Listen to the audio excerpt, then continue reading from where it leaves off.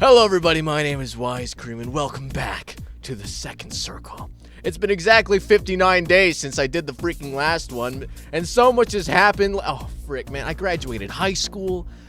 I escaped the most difficult time in my life. Well, the most difficult time in my life is coming up shortly, but you don't give a frick about that. We're here to do some freaking demons, right? Seriously, who gives a frick about that? I don't really care. I'm doing a video on it, by the way, but what? Well, I hope you're ready because, damn, I remember this game. I remember, we're going to start with MALINA, by the way.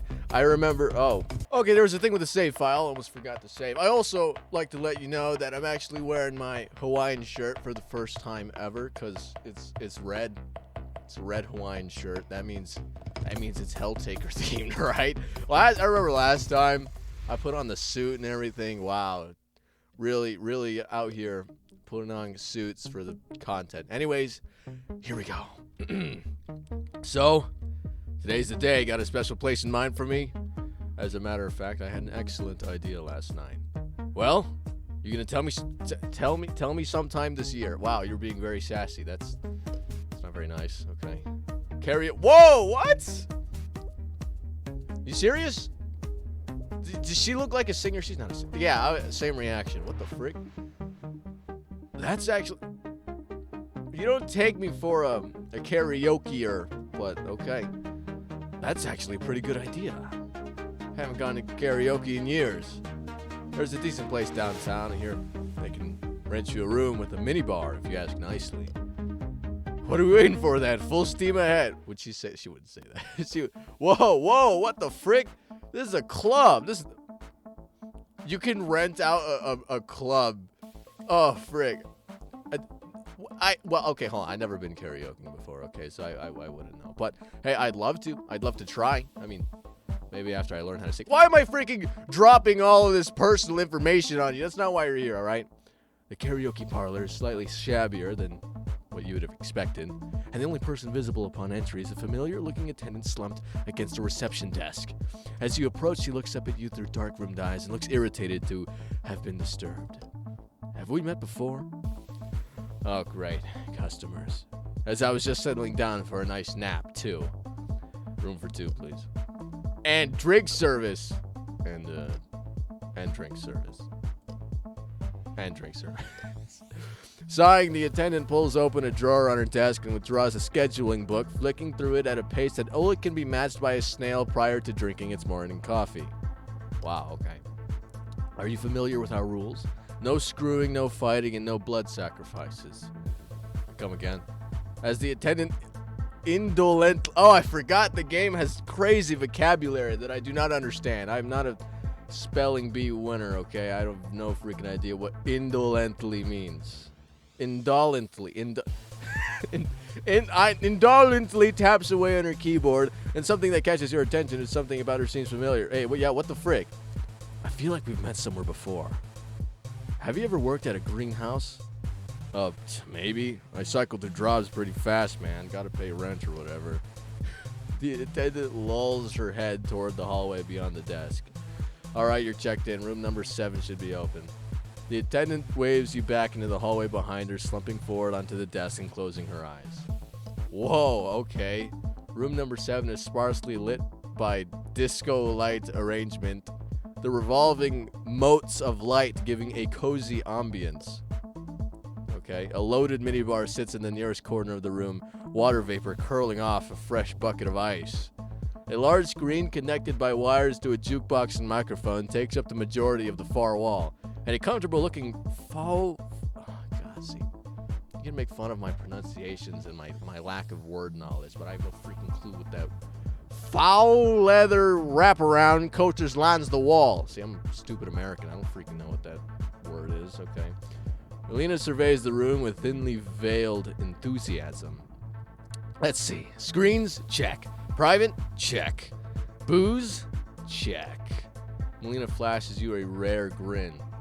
I gotta say, Taker, I'm impressed. I thought you were gonna drag me out to some generic, like a movie or something. She extends an arm, gesturing to the dim room. Gotta say, this is way more my vibe, you know? I feel it's lacking something. Sunlight? It's definitely sunlight. I thought you liked that.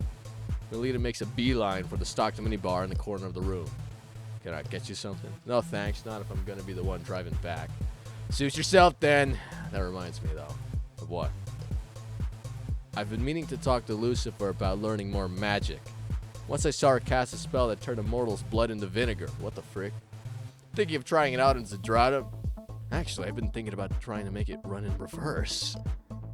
So turning all of someone's vinegar into blood. My vinegar turned into blood. Frick. A little different. I'm trying to find a way to purify alcohol-tinged blood. Oh, frick. I see. If you could do that, you could snap your fingers and sober someone up whenever they had to drive. Mostly I was going to use it to harsh people's buzzes if they got too close to me. You can't say that you're all that surprised. Leave it to a demon to weaponize a cure for substance abuse. Melina settles down on the couch, nursing a drink from the minibar, while you step onto the stage and select your song. Now, which song do I select?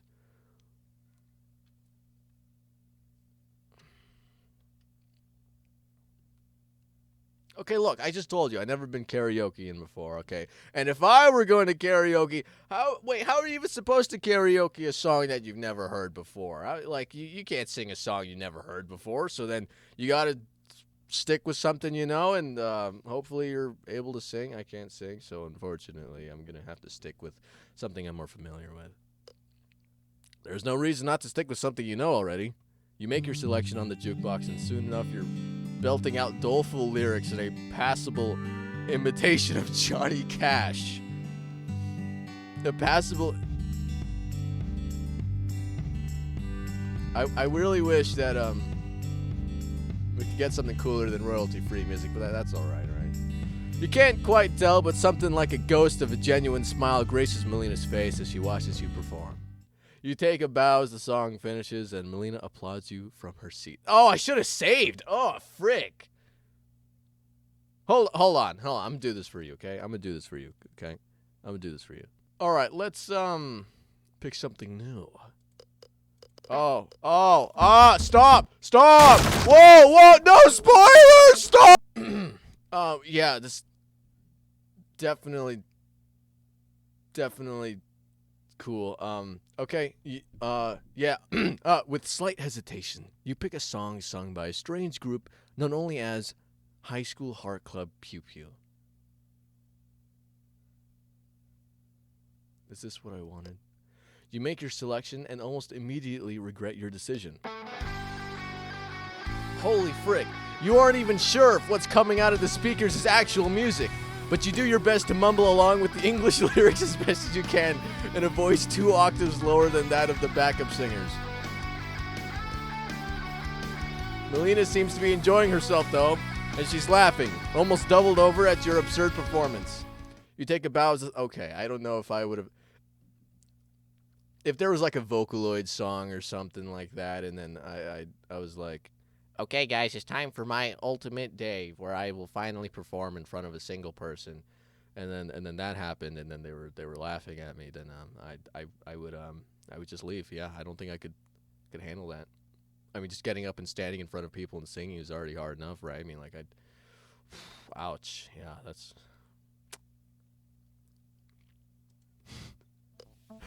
That was pretty fun to watch. Yeah, okay, yeah, I bet it was, okay. So, interested in giving it a shot?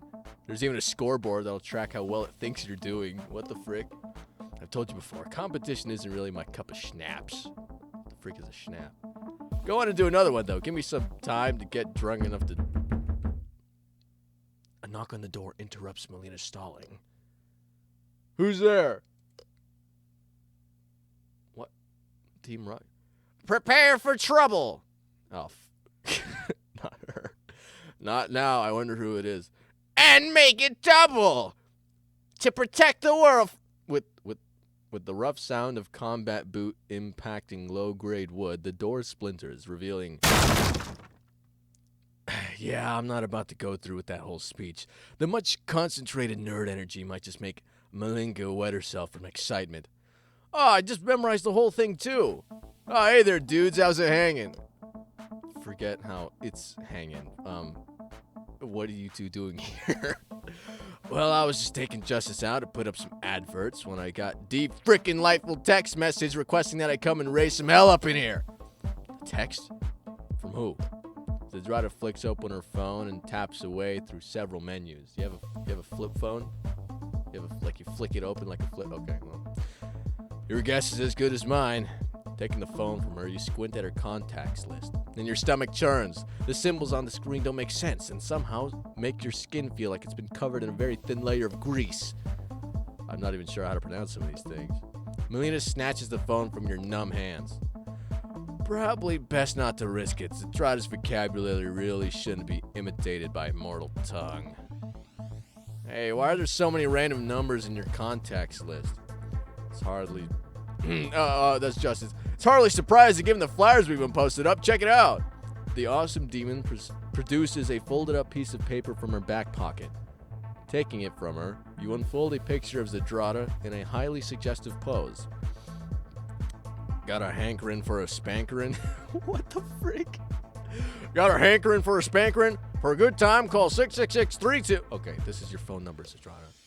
You really have no shame or class for that matter. Hey, girl's got to get her fixed somehow. I'm not going to give you a southern accent.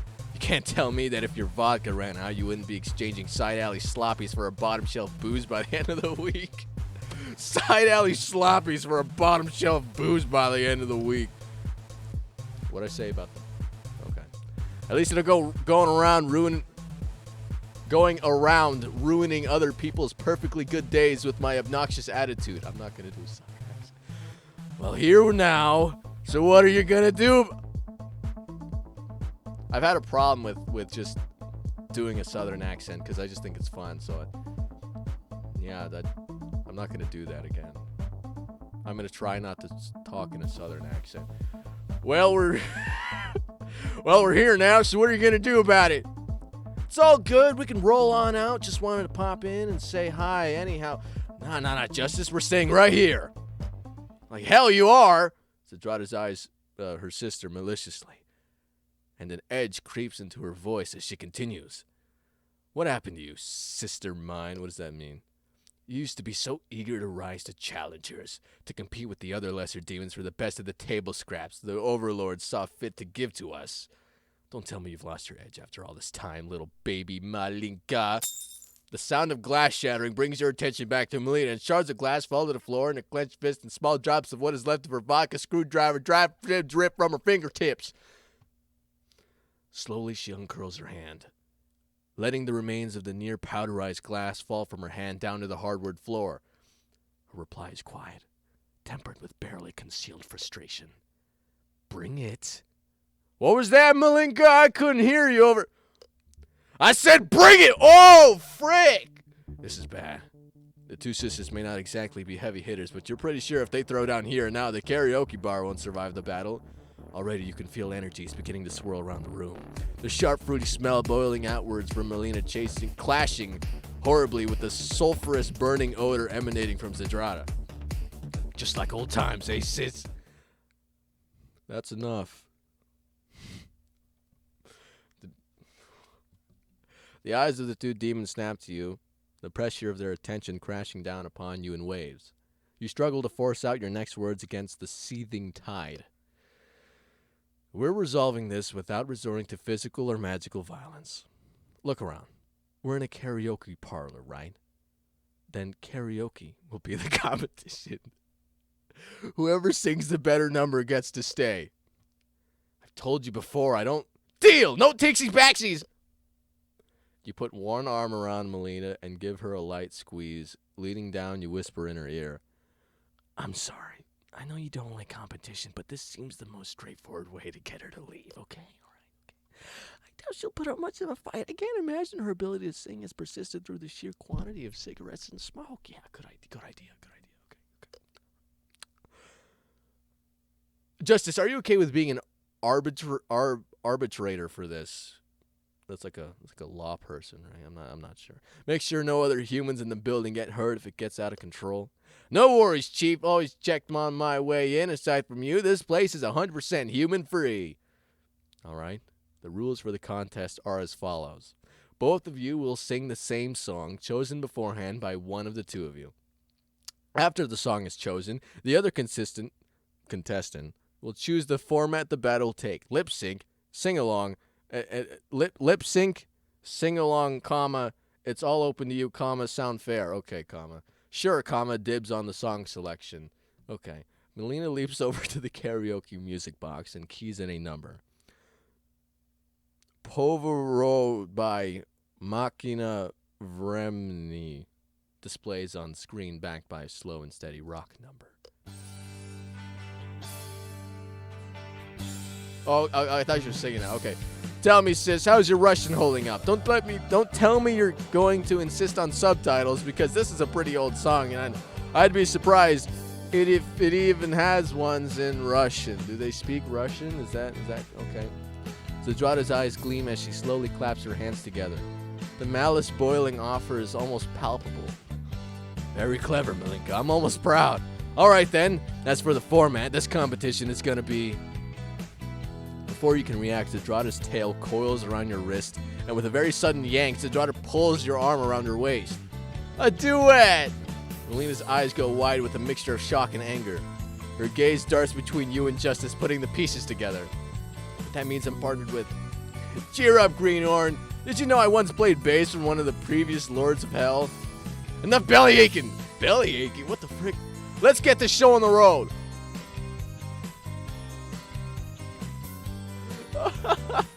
Melina walks up to join Justice on the podium. Awkwardly, they both hold the mic as a song begins to play. Oh, look at this place. Dude, this is fire. Oh, damn. They're really doing it. She's really doing it. Look. Wow. You're singing. Wow, okay. Melina tries her best to hold up her end of the song, but Justice is out of her element. No amount of cool can make up for a gap in language skills. Justice is quickly relegated to humming along with the lyrics, much to Zdrada's amusement. Her mad cackle prompts you to turn away from the disaster in the making. The frick demon is clicking her fingers together, and sparks are already beginning to fly. She calls fire into her hand. She maneuvers the little flame onto the end of her thumb and waves it mockingly back and forth in the air as the song finishes. Okay, that's hilarious. Okay, that was funny. Encore! Encore! I haven't seen anything that sad in ages. Melina thrusts the microphone into Justice's chest and stomps up to Zdrada, cheeks red with embarrassment. What's the matter, Malinka? Don't tell me you've thrown in the towel already. Frick this and frick you! Why can't you just let me be happy? Without waiting for an answer, Melina storms out of the room, savagely smashing the door out of her way as she leaves. Oh. Ouch. But... Oh, I was so close to getting through to her! What do you mean? What do you mean by that? Her sister departed. All the life seems to bleed from Zdrada, and as you watch, the manic energy dissipates from around her. You'd better make sure she gets back to the house, or so help me. Shoulder slumps, Zdrada nods before slinking out after her sister. Wow, talk about a blowout. I've seen Zdrada needle her sister for decades, but that? I've never seen anything like that. That was downright malicious. So what happens now? Will they be alright? Hard to say. Melina holds on to grudges almost as well as Lucy. Something has to be done before she talks to either you or her sister again. Me? Why would she be angry at me? Oh, come on, Chief, use your head. Do you seriously think that would have been impossible for you to convince Zdrada to leave if you really wanted to? I get that you meant well and wanted to give Melina a chance to square up against her sister, but this little intervention of yours forced her down a path leading to her own embarrassment.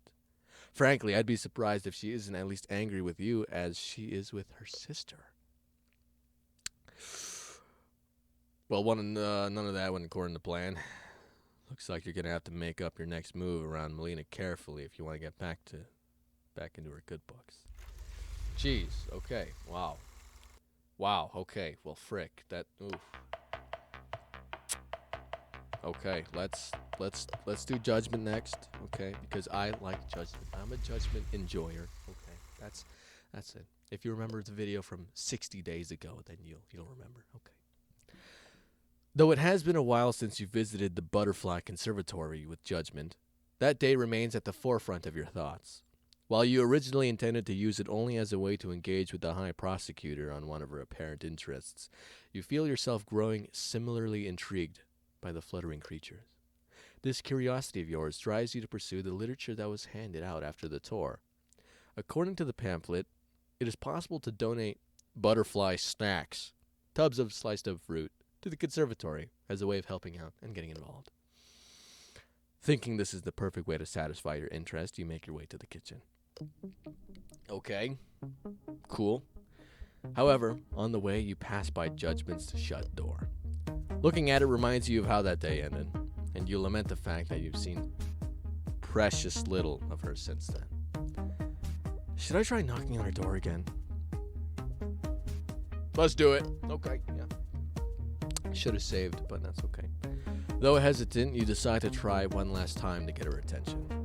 As you knock, you strain your ears to listen for signs of movement inside. Judgment? You hear nothing. I was just gonna do some work in the kitchen, and I was wondering if you'd like to help out. Stop doing the southern accent, okay. Judgment? No response. Frowning, you return to the kitchen. Okay. Maybe she's not in there, I don't know. Once there, you dig out a knife, cutting board, and every bit of fruit you have stashed away in the pantry. Pantry? Keeping food and fruit in the pantry open. Then, after donning your apron, you set to work slicing everything into small cubes. As you are working, you hear someone enter the kitchen at your back. Turning, you are surprised to see none other than Judgment standing in the doorway. Oh, hey there, Judgment. The demon stares back at you wide-eyed and blushing. Hey, Taker. I was just looking for a snack. With a nod, you return your attention to the task at hand. Though you can hear Judgment rummaging around in the pantry behind you, you can feel her glaze burning a hole at your back. Soon enough, the clatter stops and Judgment steps up next to you to peer around your shoulder.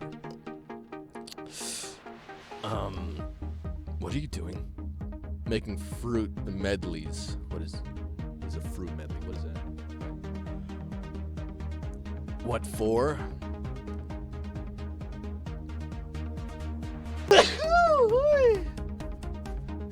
Oh, all right. Gotta write that down. Timestamp that. Sneeze at 25:27. Okay, that'll make my life easier later. Okay. Butterfly snacks. Oh, I see. Can I help? Wordlessly, you hand Judgment an apron and a knife before slapping down a cutting board next to you and stepping aside to give the demoness room to work. Oh, hold on. Okay, never mind, sorry. Judgment approaches the countertop and removes her gauntlets. Then the two of you set to work chopping up fruit and dividing into dozens of plastic containers. Soon the tapping. What the hell was that? I saw her happy. I saw her smiling, and I just felt good. I was like, oh! I just feel good right now. Jojo! Da-da-da-da! The Fallen. What the hell is that? It's a knife holder. It says The Fallen on it. Why is that? Okay. Wow, I just love seeing you happy. This is great. And too bad these scenes only last like 5 sentences, but you know, that's okay. Soon the tapping of your knives against the cutting boards echoes throughout the kitchen. And amid this quiet rhythm, you notice a faint smile dancing across Judgment's lips. Smiling in turn, you continue to your task. Yeah, that's a fat smile right there. Okay. Have you given any more thought to our predicament? Predicament? What are you referring to, mortal? The butterflies. Shouldn't we fortify our home against the coming invasion? Ah, perhaps. Well, perhaps we should explore other avenues. Avenues? Okay. Such as diplomacy. Diplomacy. Yes, if we can placate the beasts with sustenance, we can avoid any unnecessary bloodshed. I see. Is that what you would prefer? I would. As would I. Judgment grins and dumps another load of fruit into the plastic containers. As you prepare to do the same, you hear something that catches you by surprise. Judgment has begun to hum. The sound of her voice fills the room and you find yourself looking at the demoness in shock. Judgment, All of a sudden, the scent of smoke stings your nose. Oh, what the frick are you doing here? The hell's going on? You know what? Frick you. I'm giving you a southern accent. The hell's going on in here? I thought I caught a whiff of something sweet coming from the kitchen, so I got hungry. What is this, you nerds? Hey, Zdrada, don't worry. I'll get started on dinner after I'm done here. Good. Hey, what are you doing anyway? I wanted to make fruit medleys to donate to the Butterfly Conservatory, and Judgment here offered to help. The demon puts her hand over her mouth and makes a gagging noise. Ugh, forget I asked. Though I guess I shouldn't be surprised that you'd do something like this, Taker. I am, however, a little shocked at you, Judgment. Who would have known that the High Prosecutor of Hell would do something so sickeningly cute? Next thing I know, you'll be letting sinners slide for decades with an IOU. Eternal damnation. An IOU of eternal damnation. Oh, wait. That already happened, didn't it? Looks like somebody's losing their edge. Before you can protest, the Zdrada breaks out in a cackle, spewing smoke with each hearty guffaw. What the frig are these words? What's a guffaw? What is that? Like a laugh or something? Jeez, man. A guffaw. The demoness swipes a box of crackers off the counter and departs, leaving you and Judgment alone in the kitchen once more. Silence descends upon you, yet the ringing of Zdrada's laughter still echoes in your ear. Jeez, what's her problem? Shaking your head, you look over at Judgment. The demoness is facing the counter with her hands gripping the sides of the cutting board, hard enough to turn her knuckles white. At first you think this is a display of anger, but the slight glimmer of tears in the corner of her eyes causes you to think otherwise. Judgment. Fool. I'm sorry. May I take my leave now? Yeah, I can take it from here. With that, Judgment removes her apron, seizes her gauntlets, and scurries out of the kitchen. Oh, jeez. A moment later, you hear a bedroom door slam shut. Left to yourself once again, you let out a long sigh before finishing up with your task. Thanks to Judgment's help, there isn't much left to do. It only takes you a few minutes to slice up the last pieces of fruit and divide that up into medleys. What the frig is a medley again? Is that like a kebab or something? I don't know. Then you close up. I've been talking for 30 minutes straight. All right, just give me a break. Hold on. Then you close up the containers, wash off the knife, and load everything up into a couple of boxes for transport. As you are carrying these boxes out to the car, Justice approaches you. Hey, Chief, when's dinner? All right, Justice. They'll get started on it as soon as I get back. Nice, I'm starving. Hey, where are you headed off to? Gonna take these fruits to the Butterfly Conservatory. You made them yourself? No, Judgment helped me out quite a bit, actually. Judgment? That's a surprise. Zdrada said something similar. Zdrada saw? No. Oh, wait, Zdrada saw? That's no good, huh? What do you mean? If I can be frank, that woman talks out of her ass so much it's probably became a second mouth at this point. I'm guessing she said something that made Judgment leave, didn't she? Yeah, actually she did. Is Judgment okay? I wonder about that myself sometimes. Is there something I should know? I'd say.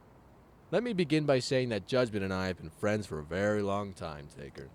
Heck, I knew her back when I was the High Prosecutor. So there's lots of history there. And it can get a little messy. But if it's you, perhaps I can let you in on a few things. If it'll help me understand Judgment more, I'm all ears. That's what I like to hear. All right. First, let me start by saying that Judgment wasn't always the High Prosecutor that you know today.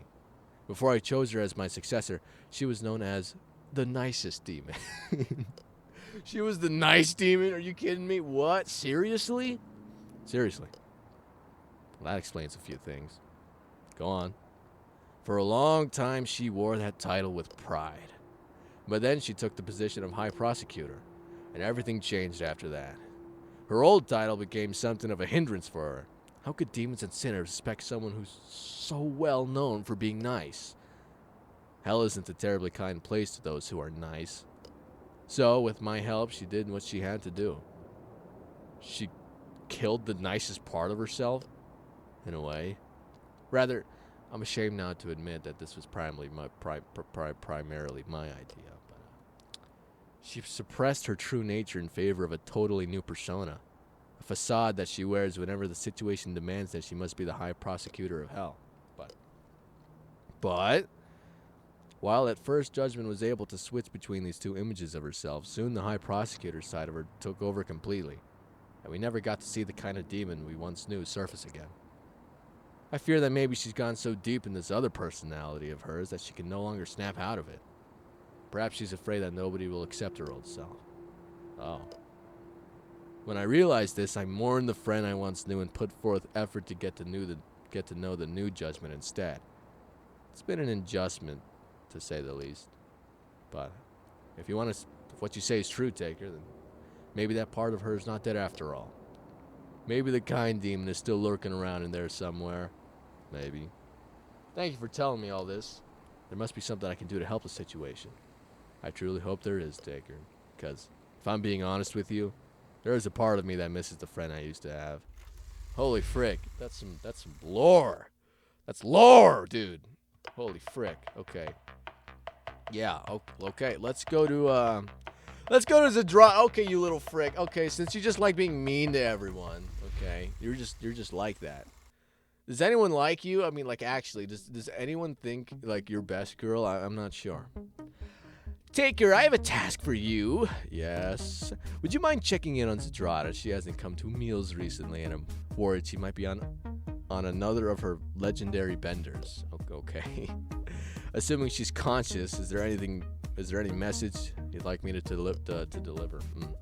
Who's for sniffs? Unlucky for me, I aspire to be a president who cares about my constituents. Just make sure she doesn't need any medical assistance, and that should suffice. I'll get on that then. Okay. Departing, you make your way behind the house. Heading for the rundown old trailer, Zdrada calls home. As you close in on your destination, a strange sound makes you pause. Its pattern is somewhat familiar. Is that poetry? Overtaken by curiosity, you quietly nudge open the door and peer inside the trailer.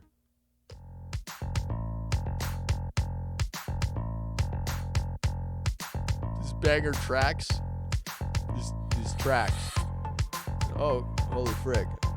Are we allowed to go inside a girl's room like this? What the frick, guys? Wait a second. Wait, isn't she, like, technically my wife if this is a harem? So, like, I could just walk in here, right? Okay.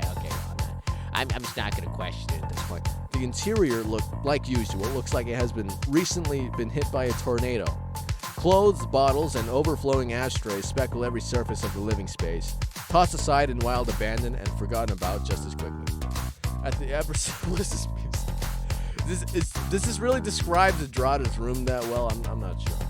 At the epicenter of the storm, Zdrada kneels over a table, muttering cryptic verses to a small object you can't quite make out. Politely, you cough.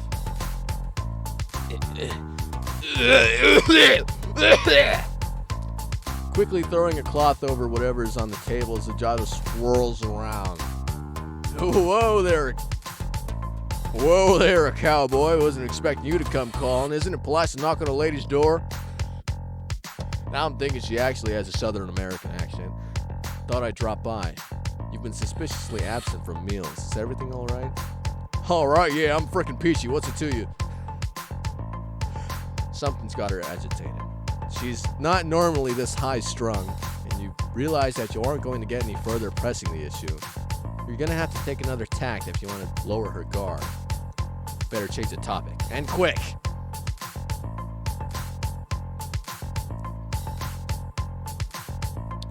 Say, those are interesting piercings, right? Yeah. Every other part of your body seems to have metal embedded in it. Why not your horns? For the same reason you humans don't get your nuts pierced? Thanks for that mental image.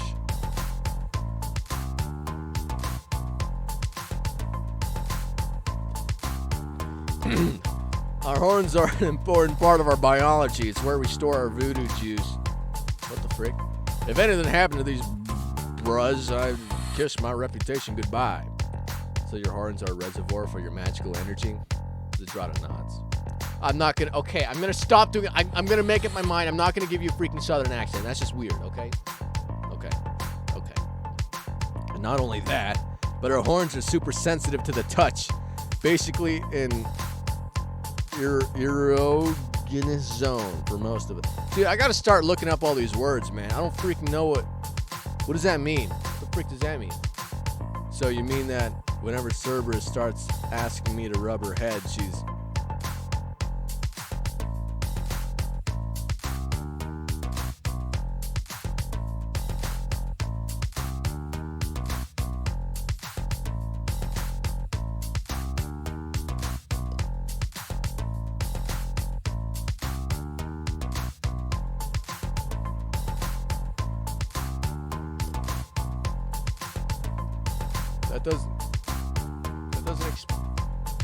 That doesn't explain why you were doing it in a wait, what the frick? Wait, what?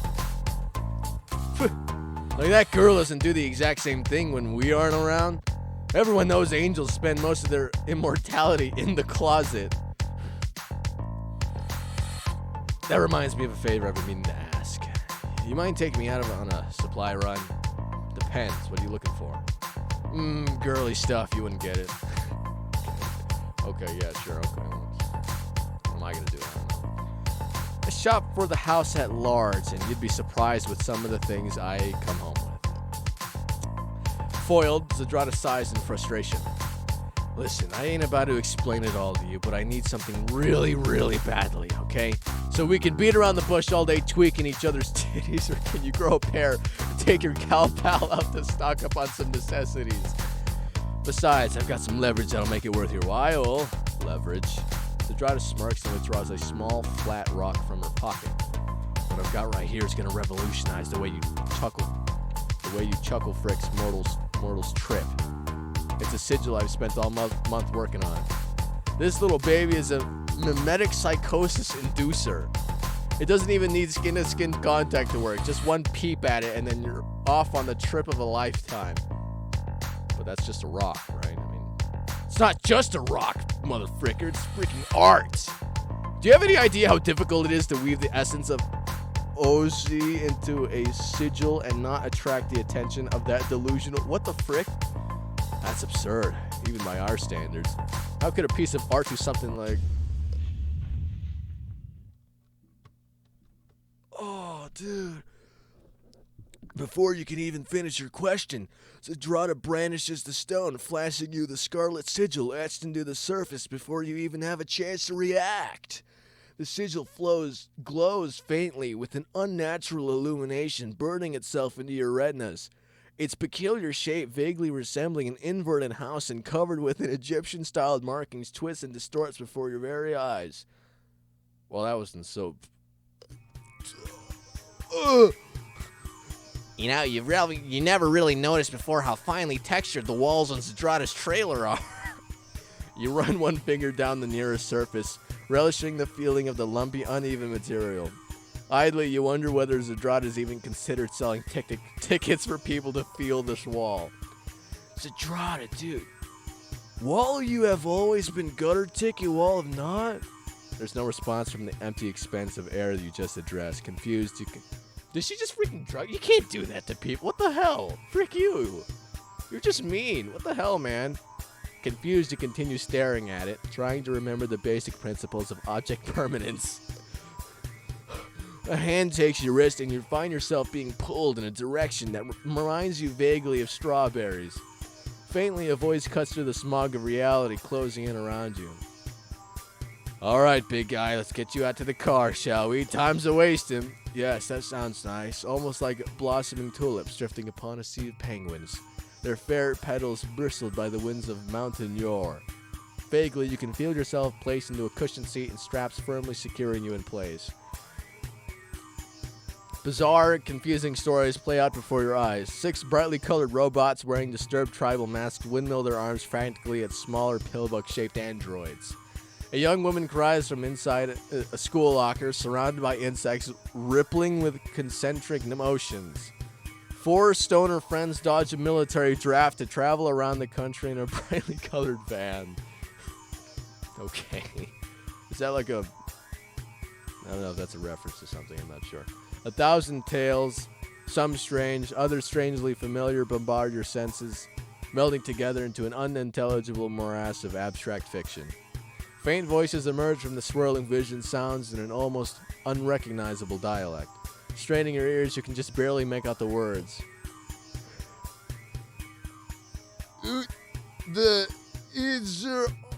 Oh frick! Are we getting arrested? Oh frick!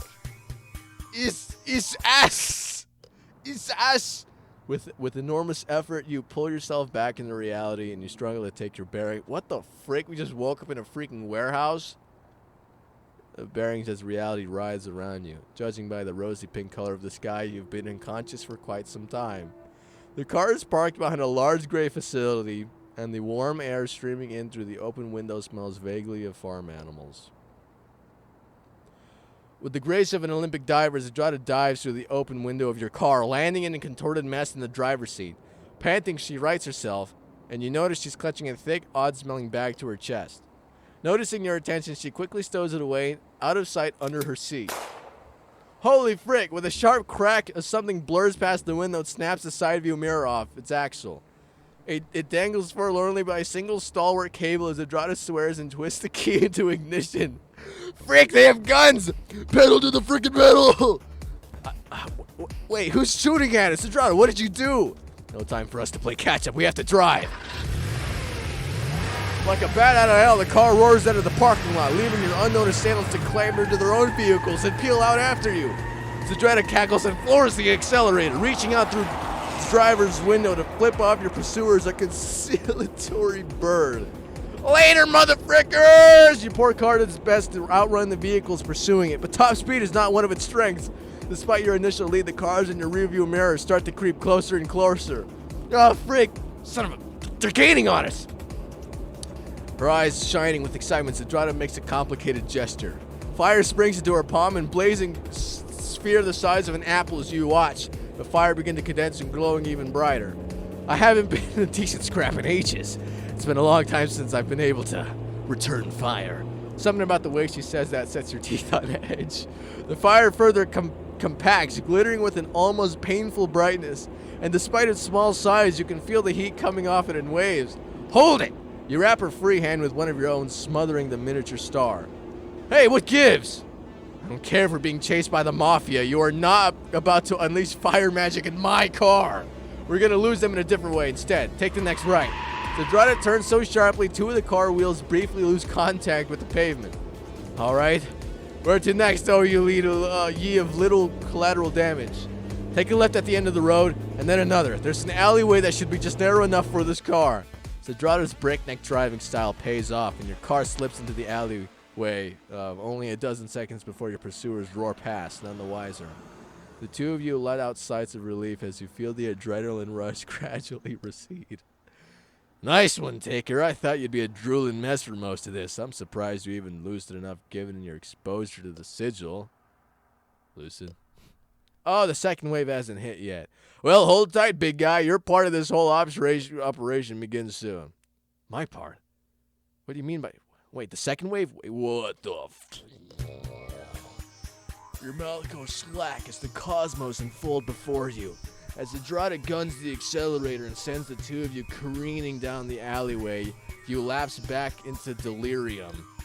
Stars, galaxies, and nebulae blow past you at impossible speeds, shooting into the blackness of space and leaving only a faint point of light behind.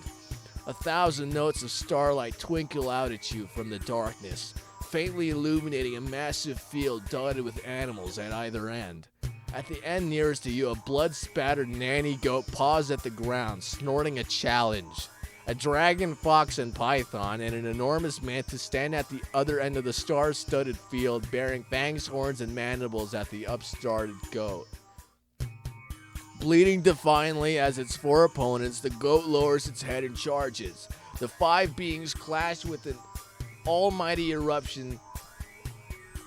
What the frick? Bleeding defiantly as its four opponents, the goat lowers its head and charges. The five beings clash with an almighty eruption of sound and flames, the impact merging with the cries of fighting animals. Twisted and broken, the fox limps away from the melee, quickly followed by the enormous snake, leaving the mantis and dragon still locked in combat with the tenacious goat. How many orders of chicken nuggets? You heard the man. We'll take your entire stock tonight. We eat like kings! You blink, and the vision's gradually receding as reality snaps back into the focus around you. Grinning anthropomorphic animals appear at you from the walls, and a familiar bored face looks back at you across a grimy counter. Sir, are you all right? The massive, emaciated snake is still superimposed upon your sight. It's endless, listless coils and tatters ravaged by some terrible attack. Marble white bone pokes through the flensed body wrapped throughout the restaurant, and the flat triangular head of the great serpent rests upon the cheap plastic counter, its flat eyes gazing at you with a mixture of curiosity and apathy. Slowly, the snake shifts its gaze from you to an oblivious zdrada and flicks the air lazily with a long, thrice-forked tongue. Hey, hurry up and hand over the dough. We can't be here for long, remember? Only half listening, you rub your eyes with one hand as you fish out your wallet to pay for the food. So this guy's... We are coming down from the greatest high that any human could possibly experience, and then the first thing we do is just automatically just whip out our wallet to pay for all of the chicken nuggets in a McDonald's. That's beautiful, man. That's art, man. As you hand your credit card over the counter to Abby, you make the mistake of gazing into the electric display behind the counter. The garishly colored commercial complete with dancing fast food mascots swells to cover your entire vision, supplanting your reality with its own. The monster that looks like a huge purple turd is doing some form of horrific windmill dance with his fingerless forelimbs. The pigtailed chicken bears a mouthful of human teeth that you are banished his red dripping burger at you. Join us, they seem to say. Join us to become happy, become one. Hey, step out of it! You lightweight! A single powerful slap brings you back to reality. You and Zdrada are now enclosed in a large plastic room suspended over the dining area. Are we in the Playplace? Did we just order all of the chicken nuggets in a McDonald's and then we just went to the top of the Playplace to eat it? That is awesome. Maybe if you weren't so mean, it could work out. But damn, okay. A dark orifice reaches the far curve of the chamber and thick plastic sloping sharply downwards. Laid out before you is a resplendent meal of fried breaded chicken and various sauces. Wait. Why are we in the Playplace? Shut up and listen. Why are we in the Playplace? Shut up and listen carefully to me. Shut up and listen carefully to me. Soberly, you dip a piece of fried chicken into your sauce and wait for Zdrada to explain what the hell is going on. I don't know how exactly where you are in space and time, but try to focus on here and now. Those people were chasing us earlier might have called the cops on us. I saw them pulling up outside the restaurant and pulled your drooling butt in here so I could finish my food in peace. That being said, well, Zdrada gestures grimly to the translucent bubble taking up one wall. Peering down, I can just imagine the half bubble dome, and they're just peering through it, and like you could see them, but like there's just a giant 7-foot tall man and a freaking demon just eating chicken nuggets at the top of a Playplace in the freaking dome thing. Yeah, one of them appears to be questioning Abby. Nodding to the police officer, Abby points up. Oh, you freaking snitch! Abby points up at the Playplace infrastructure where the two of you are hiding. As the cops begin to close ranks, slowly grouping around the structure, Abby looks up at your bubble and gives a little half-hearted shrug. Motherfricker. Oh, frick. Attention suspects! We have you surrounded. Come out with your hands where we can see them. I reckon we've got about 2 minutes before they get up here and find us. The demoness glares daggers at you. And because someone didn't approve of my usual methods, I'm fresh freaking out of solutions. She rummages around in her shirt. Zdrada pulls out a familiar sigil-etched stone. You want to take one last hit before they take us into custody? Might make the next few hours a little less insufferable. Wait a minute, you still have that thing? Duh. Doy. Spent weeks on this. You think I'd let it out of my sight? I think I might have an idea. As the officers close in on your bubble, you whisper your plan to Zdrada, and a smile gradually spreads across her face. That's diabolical, Taker! Maybe you aren't such a stick in the mud after all. Your preparations concluded. The two of you get into... Did we finish our nuggies, though? The two of you get into position, and at the top of the slide, Zdrada sitting on your lap, your hands on her hips. At a nod from you, Zdrada calls down to the floor below. Okay. Hey, motherfuckers, we're coming down the large slide. Don't want any trouble, you hear? You push off and pray that the slide will hold your combined weight. Fortunately, the structure only makes the occasional groan as the two of you coast down the ground level. Zdrada leans back into you and readjusts herself, perhaps a tad too aggressively, upon your lap. You ready? Yeah. You place your thumbs slightly under the edge of her shirt and brace yourself for arrival. As you emerge from the interior of the slide, the two of you greeted by a stunningly excessive amount of batons, handcuffs, and tasers, all aimed directly at your face. Hands where I can see them! I hope this works. Zdrada throws her hands to the ceiling, signaling that you do the same. Making sure your fingers are still hooked under your shirt, you raise your arms as well, taking your shirt along with them. Stunned silence greets your reveal, and peering around Zdrada's side, you can see every eye in the restaurant staring directly at Zdrada's exposed top. Zdrada's voice, slightly muffled by the clothing pulled overhead, breaks the silence. Okay, so let's see here. So this is the Playplace. Okay, that's the bubble we were just at. And then we go through the tube. Okay. And then we get Zdrada to sit. Okay, in our lap, right? And then the plan was to use the stone, right, that makes people incredibly high just by looking at it. And as you can see here in this diagram, they decided to put the stone that makes people incredibly high in between her. I can't really talk about this, as well. I am talking about it. Just the only problem is that I mean, is there like a family friendly way of saying this? Because I'm playing this damn game in the first place, and okay. Let's just say we decided to take the stone that makes people incredibly high just by looking at it and placing it in between her bra, so that when exposed, if people looked at it, they would see the stone instead, and they would become incredibly high and not able to arrest us. So it seems here that it's all according to plan. The Zdrada is having fun, and yeah, that's it. That's about it. Okay. Did it work? A loud thump answers Zdrada's question, quickly followed by another and then another. And everywhere you look, officers are falling to the ground as if they were puppets whose strings had just been cut. The police chief looks in confusion from you to Zdrada's chest, trying to make sense of what is going on. But you and it just... Her focus giving out, the police chief crumples to the ground with the rest of her unit, twitching occasionally. Oh, right, there was like police at the end of the normal game, huh?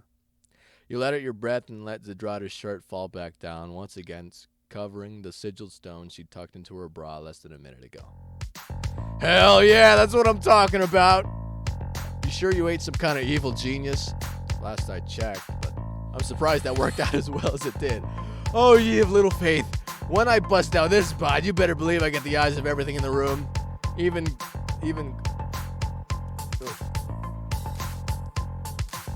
okay. Still standing stalwartly behind the counter, Abby looks Zdrada up and down with vague interest, which is hands down the most energy you've ever seen her apply to do something. Picking her way over the insensate officers, Zdrada saunters up to the young woman, reaching across the counter. She prods Abby with a pointed nail as if she's some kind of specimen on display at a museum. Interesting. The sigil must lose its potency at longer ranges. Tell me how you're feeling right now. Like I'm not getting paid enough for this job.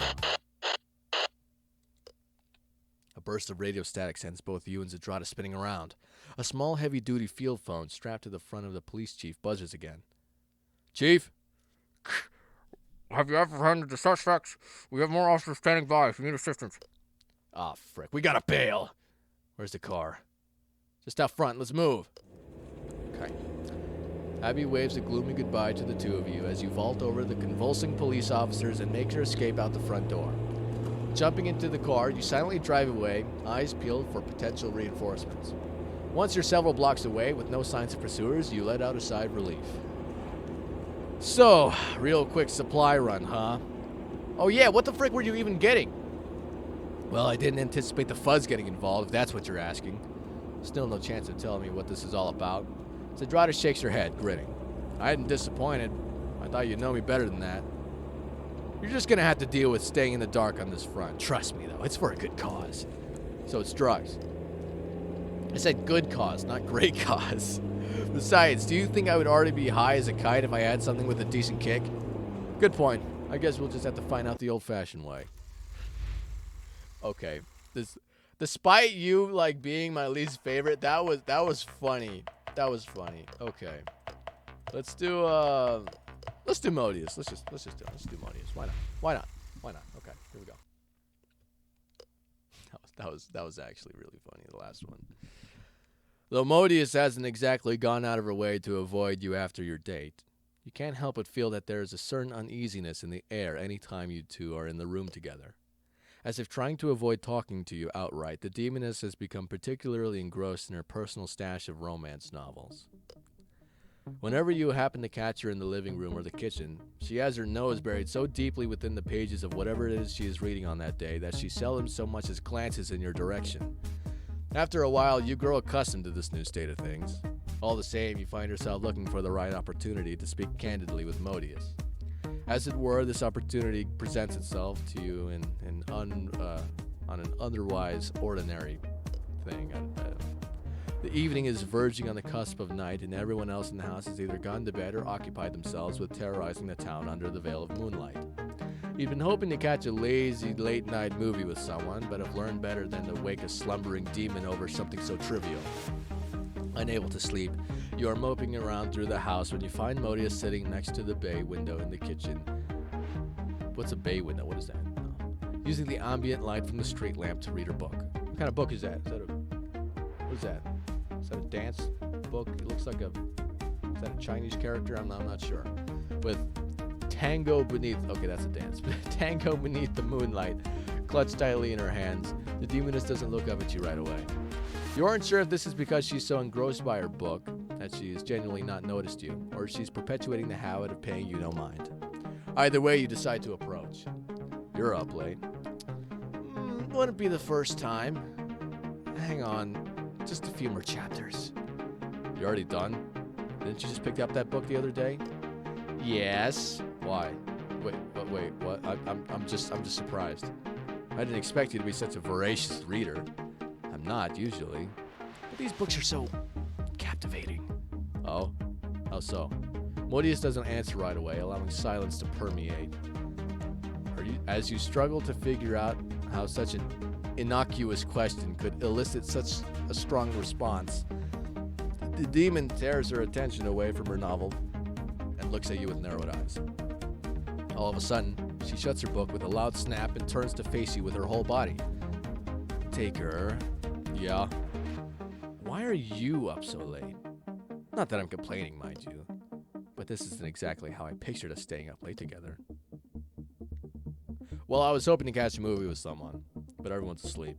So I figured you already gone to bed too, so I just came in here for a snack. I see. Well, sorry. What's the movie? I don't know. It's late. It's a weekday, so only got cheesy stuff, you know. I just thought it might be fun to just head down there and see what's playing, you know. It's not terribly exciting. I know. It's like, but do you want to go? Do you want to go, Modeus?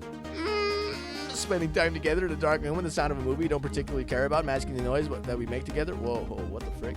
Sounds like fun. Where do you want to go?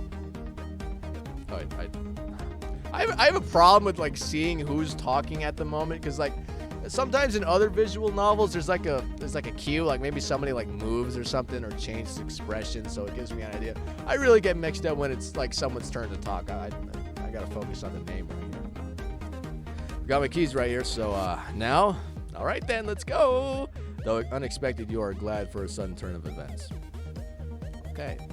And on your drive down the theater, your thoughts dwell upon your previous date at the spa and Modeus' unorthodox mannerisms. Perhaps now you'll have an opportunity to get to the bottom of the demon's strange behavior. But it wouldn't be wise to broach the topic prematurely. Okay? No, you should wait until the right moment. If only you knew what that moment looked like. Okay. Soon you arrive at the theater, an empty parking lot laid out before you. Just as you suspected, the weeknight crowd is sparse. Normally, it might take you some time to find a spot, but tonight you're able to park right up next to the front doors without issue. Nice. You and Modeus approach the ticket counter with your eyes glued to the schedule. We'll take 2 tickets for,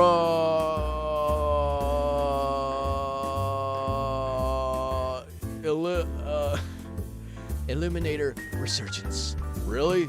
Yep. It's perfect, nice and loud.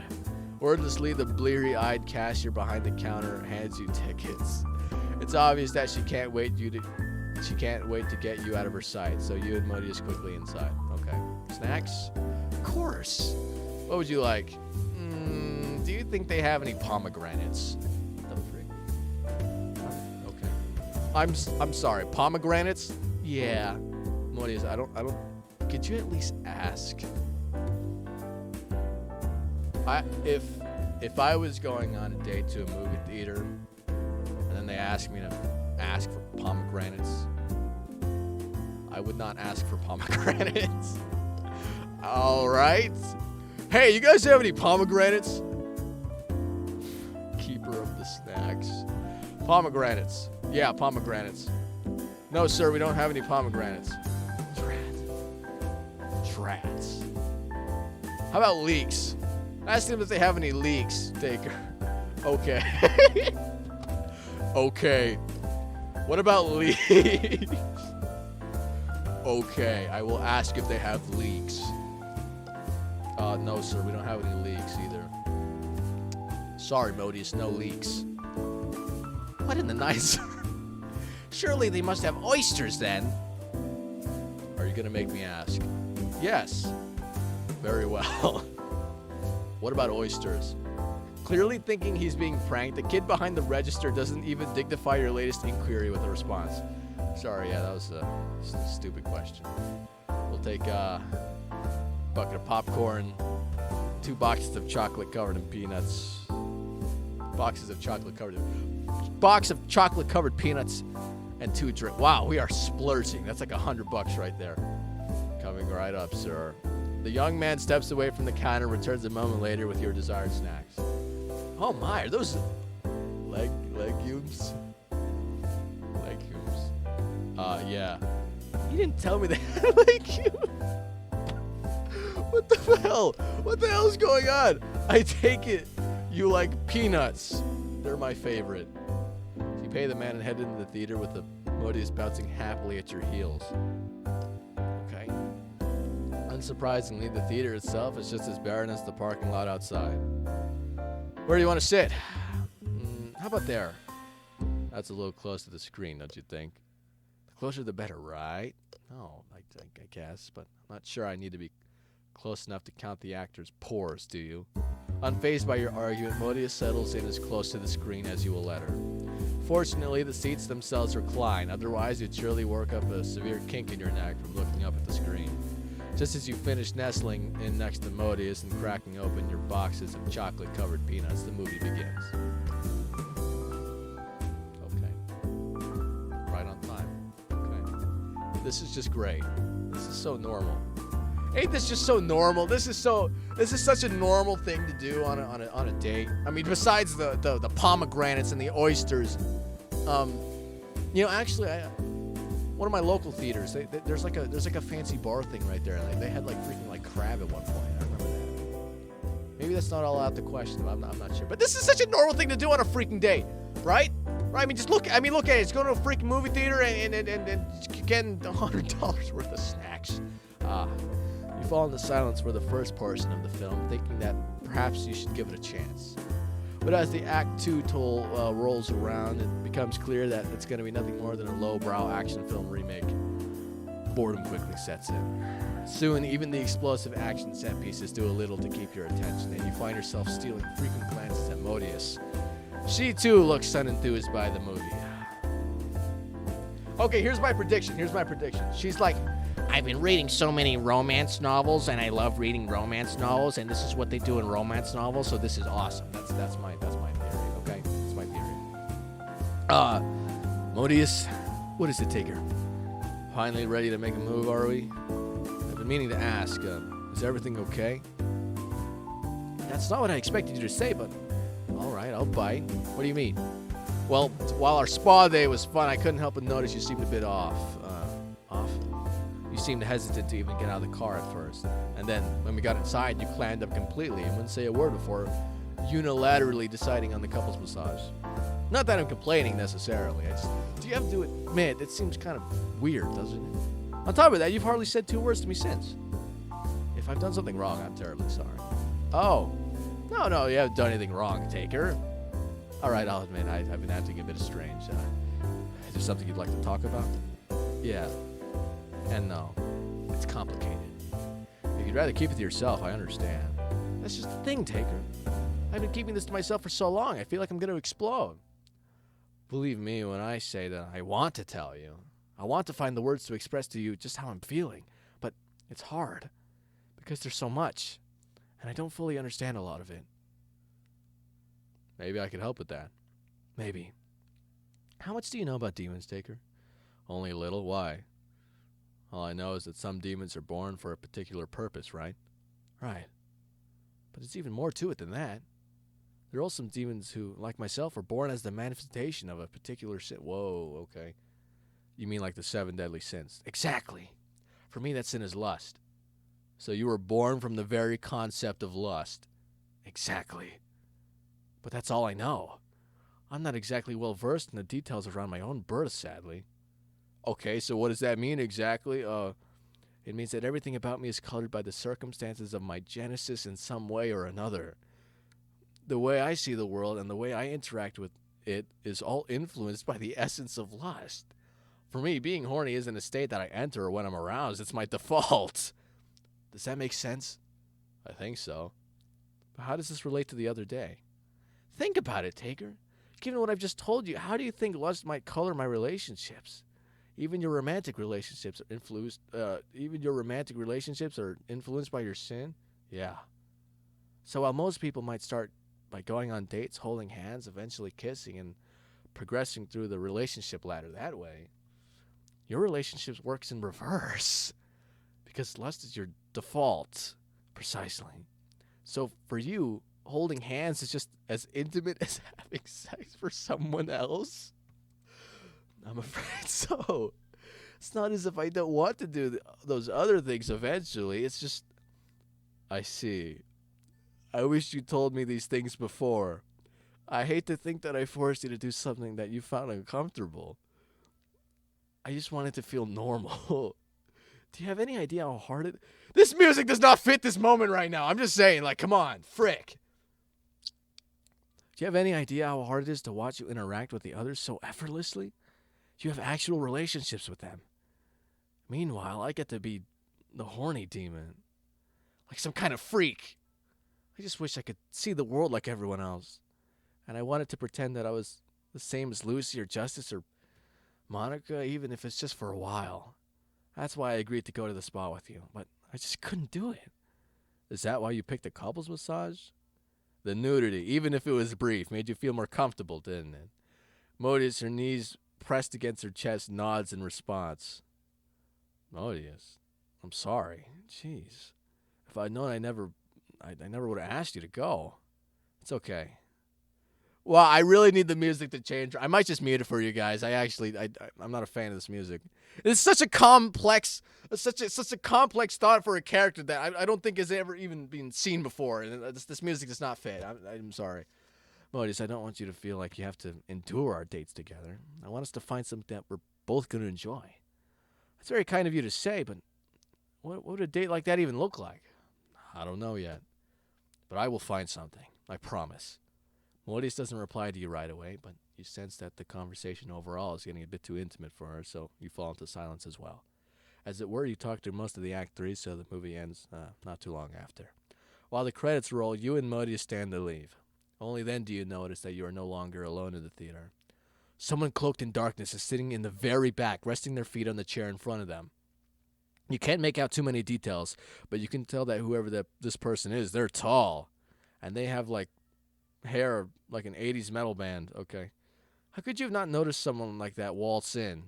Perhaps they snuck in partway through? With a shrug, you follow Modeus out of the theater and into your car. As you drive home, your thoughts are drawn out to your conversation with Modeus. You know that there is some way for you to connect on a date. But what? You think about it all the way home and even up to the point you are sitting in bed for the night. Unable to sleep, you decide to get a late-night snack from the kitchen. There, you catch a glimpse of Modeus's book sitting on the table where she left it. Seeing it gives you an idea. I gotta say, like, Act 2 of this game is so much better than the first part. Like stuff is actually, like, happening. I mean, like, the last part was like, okay, funny, haha, we're going on a date. This is, like, happening. Holy frick. Wow. Honestly, like, for real, that's, like, super deep. That, like, just imagine, like, only being able to see everything as if you were, like, some like, motherfricker on the internet, looking up at all I'm literally trying to find the most family-friendly ways to say this, but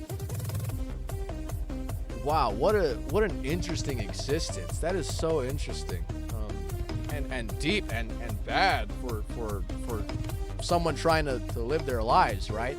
I mean, sometimes we take something like that for granted, like, oh, I got the lewd brain right now, haha, I'm gonna go like that for a moment, but then you realize, like, it kind of sucks, doesn't it? I mean, like, it's interesting.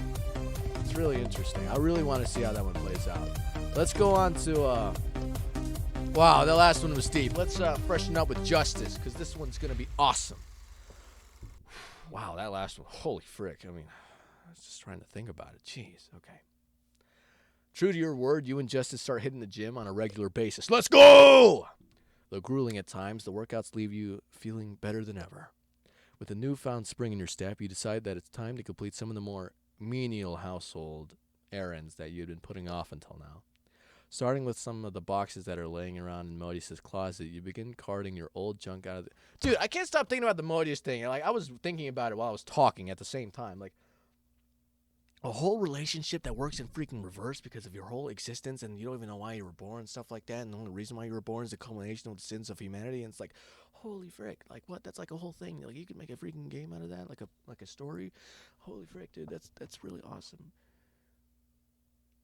And then to take something as simple as hand holding for granted, you know, that's crazy, you know. Hand holding, just chilling around, sitting around, as intimate as the highest parts of any relationship is a really interesting thing to think about, and how some person or some people can appreciate it more than others. That's so interesting. That's so interesting. I don't know the first thing about relationships. I've never been in one, so.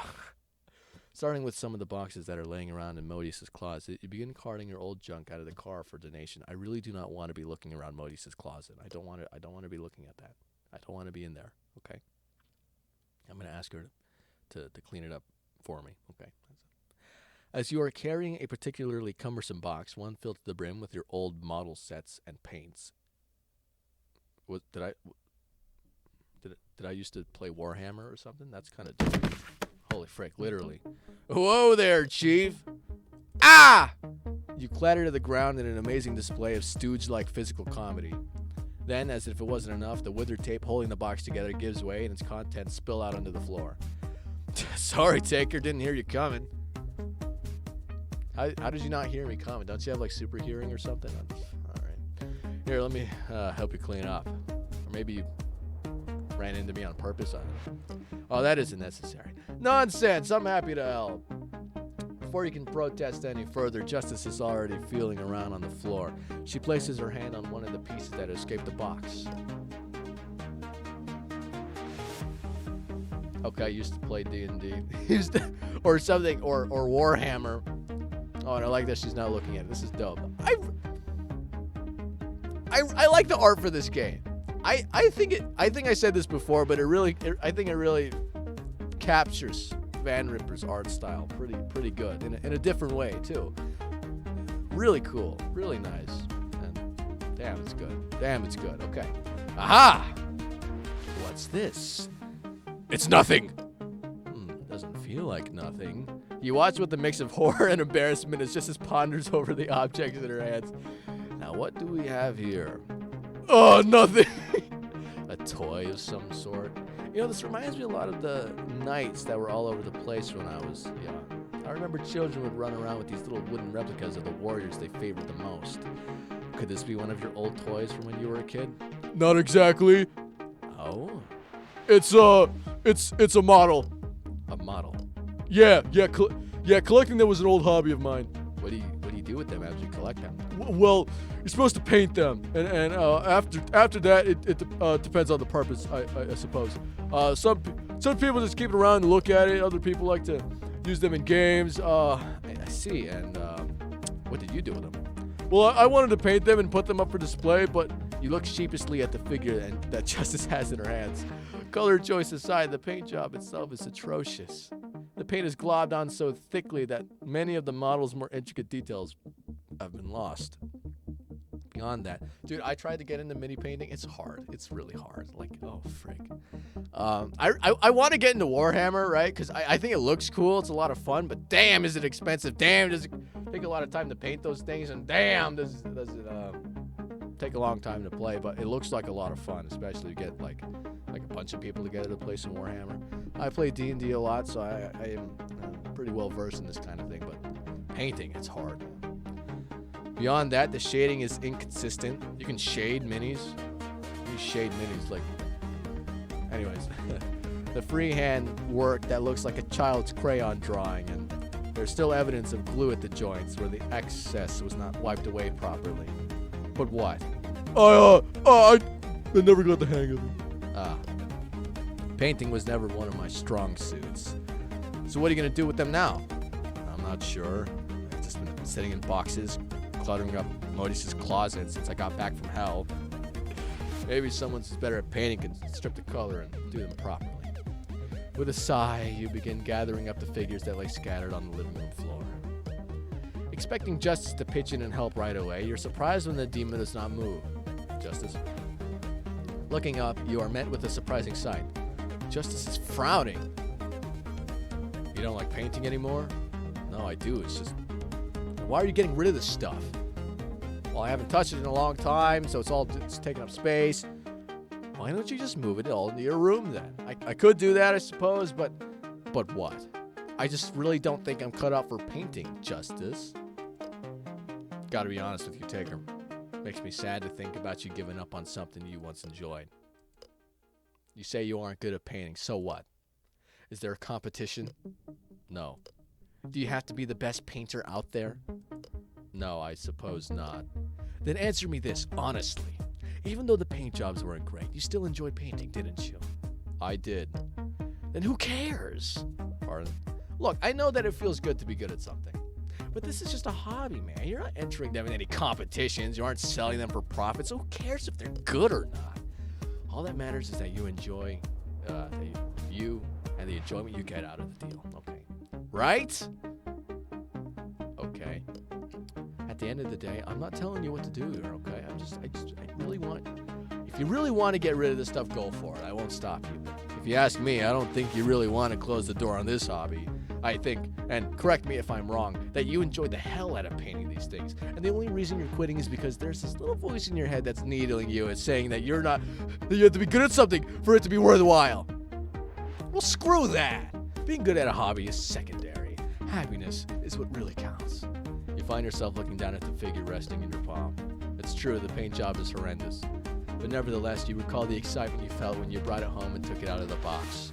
You remember staring wide-eyed at the pieces laid out in front of you, daydreaming of all the colors you wanted to use.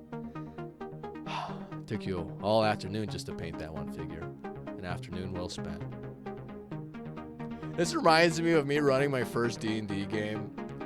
I actually had... I'm not going to get it right now, but it was the first time I was painting a board to use for the first time I was playing D&D, and I thought it was the coolest thing. But then it just came out as like a square piece of cardboard with a grid like sharpied on, just painted gray. And I thought it was the coolest freaking thing ever because it was just a piece of cardboard painted gray, and I thought it was the coolest thing ever. My friends were like, "Oh, cool, it's a grid, okay, well." But I just thought it was awesome. I was like, "Dude, it's a cave. It's a massive cavern, guys. Can you not see that?" So I totally get that. Oh, I do miss this hobby, and I don't really want to get rid of all this stuff. Then don't. Here, let me help you clean this all up, and we can set it all up in your room, yeah? Maybe you can describe to me just how you've been painted some of these little dudes. You nod and set to work cleaning up the figures off the living room floor. With Justice's help, it doesn't take you long at all. And soon the two of you are sitting side by side on your bed with the box's contents laid out before you. Grinning from ear to ear, Justice has the figure of a knight in her hands and is feeling it over with her fingertips. And what about this one? It's red. Just red? Yeah? Well, what kind of red? It's deep blood red or a bright crimson? Or maybe it's close to a soft rose. No, it's not like that. It's red. Oh, yeah, just red. No, there's also some yellow for the lines on the shield. I see. And what about this one? That's an elf sort of character. I painted her robes green. As you watch Justice play with the figure in her hand, a thought occurs to you. Say, Justice, I don't want to sound rude, but how can you picture what colors are? I wasn't always blind, you know. Okay, well, you weren't? No, when I was much younger, I could see. Oh, yeah, okay, well, what happened? That's a long story, Taker. Perhaps one for another day. Sorry, I didn't mean to pry. Don't worry about it, Chief. If it were up to me, I have no problem telling you all about it. But since there are others in this house that are involved in that story, I don't want to keep their... Don't want to out their past without their consent, you know? Okay? Without missing a beat, Justice reaches for another figure. What color's this one? Actually, I haven't painted that one yet. Really? Yeah.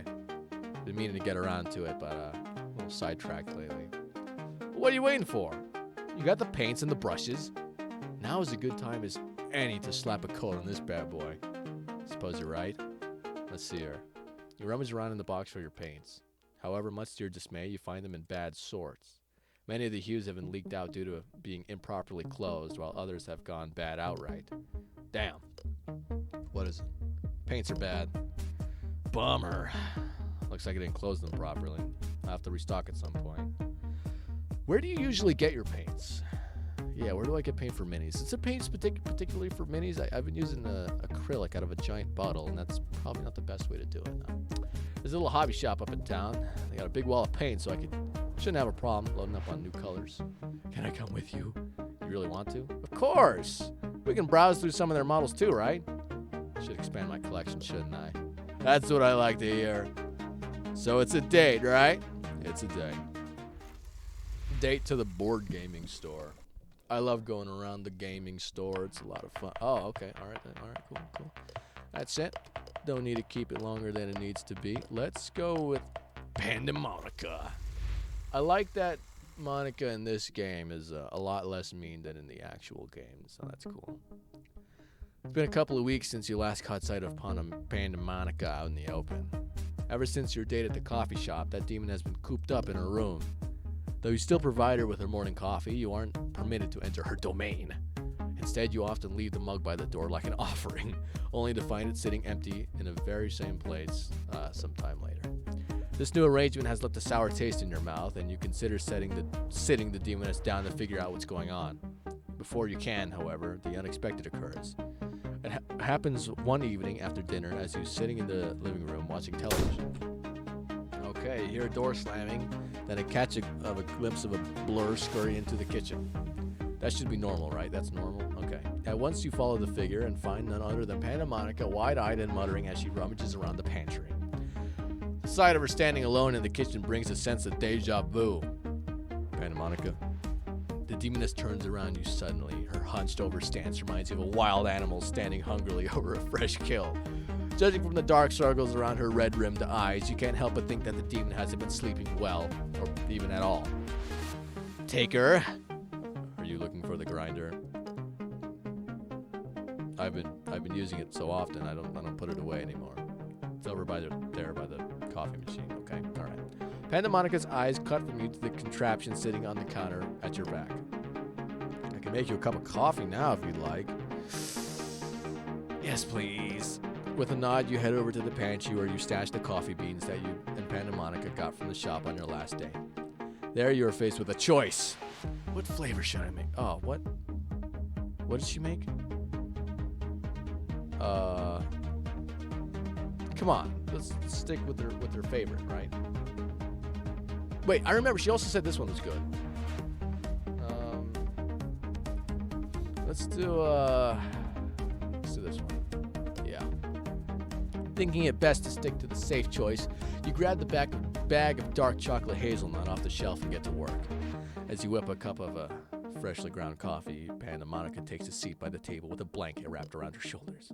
Out of the corner of your eye, you catch a glimpse of the demon staring out the window, and the orange glow of the street lamps outside spilling over her solemn expression. Only when you see the steaming beverage before her does Pandemonica snap out of her melancholy. Thank you, Taker. No problem. You sit across from the demon and watch as she takes her first sip. Though her exhaustion does not completely leave her eyes, the smile that spreads across her face makes her look 10 times more awake than she was before. Dark chocolate hazelnut, my favorite. Tastes like home. Pandemonica indulges herself with another long sip from her mug. As you watch the demoness partake in her beverage, you mull over the ways you intend to broach the topic of her situation. I don't know what to say. Before you can settle on something to say, however, the woman across from you sets down her mug and returns your gaze. I know I've been scarce lately. More than usual, that is. I'm sorry if that's been a cause for concern. But I've got a lot to think about. I understand. Good, I'm glad to hear that. But also, I want to know that you don't have to hide things from me. If this is something you'd rather keep to yourself, I won't press any further on it. But if there's anything I can do to help, I hope you understand that you can come to me. You don't have to tackle all your problems alone, you know. I know that it's late, but do you want to take a walk? A walk? Sure, but there's just something I need to see for myself. All right, a walk it is then. Okay. Both of you rise from your seats at the same time. As you don your jacket, Pandemonica slips on an appropriate pair of walking shoes and waits for you by the door. Soon you'll find yourself venturing out into the cold night air. The evening air envelops you both as you make your way around the block. With each step further from home, Pandemonica lingers closer to you until your arms brush past another as you walk. Once, when Pandemonica's elbow bumps against you, you peer down at the demon to see that she is shivering. Are you alright? Seems as though I didn't properly prepare for just how cold it was going to be. I thought this light jacket would be enough, but I'm chilled to the bone. Guess I'm not used to the climate here quite yet. Here, take my cup. Wouldn't you be cold? I'm used to it.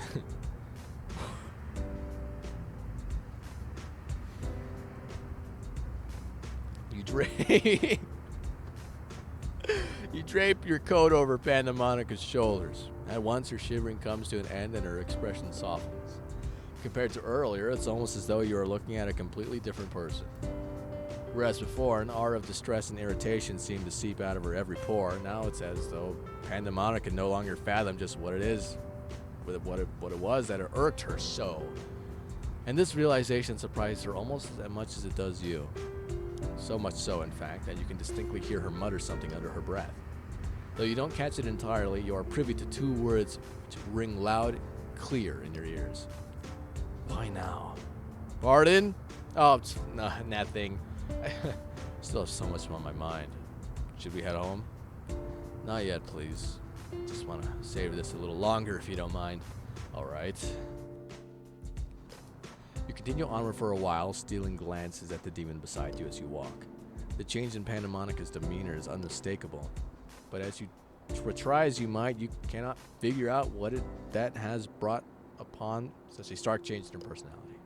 Soon you arrive at the small neighborhood playground, hearkened by the sound of swings creaking in the breeze. Pandemonica stops in front of a large pine tree, one with many branches that lay low enough for children to climb. A small sigh escapes her lips, and she beckons you to come close. When you approach, she grabs your arm and hugs it. What is that? Is that a tree? It looks like a... Is that a tree? This is a tree at night? Night tree? What? Okay. Pandemonica. Shh. It's quiet now. Let me enjoy the silence. You nod and stare up at the magnificent tree in front of you. That's a tree, okay. It's, if your memory serves, it has been here since you were a kid. You recall climbing its branches as well. What a sturdy thing it must be to withstand all those prying and hands for so long. Most would crumble under the weight of so many things tugging at it constantly. But this tree has grown tall in spite of that. Oh dear. The sound of Pandemonica's voice draws you out of your recollection. You look down at the demon clinging to your arm and frown.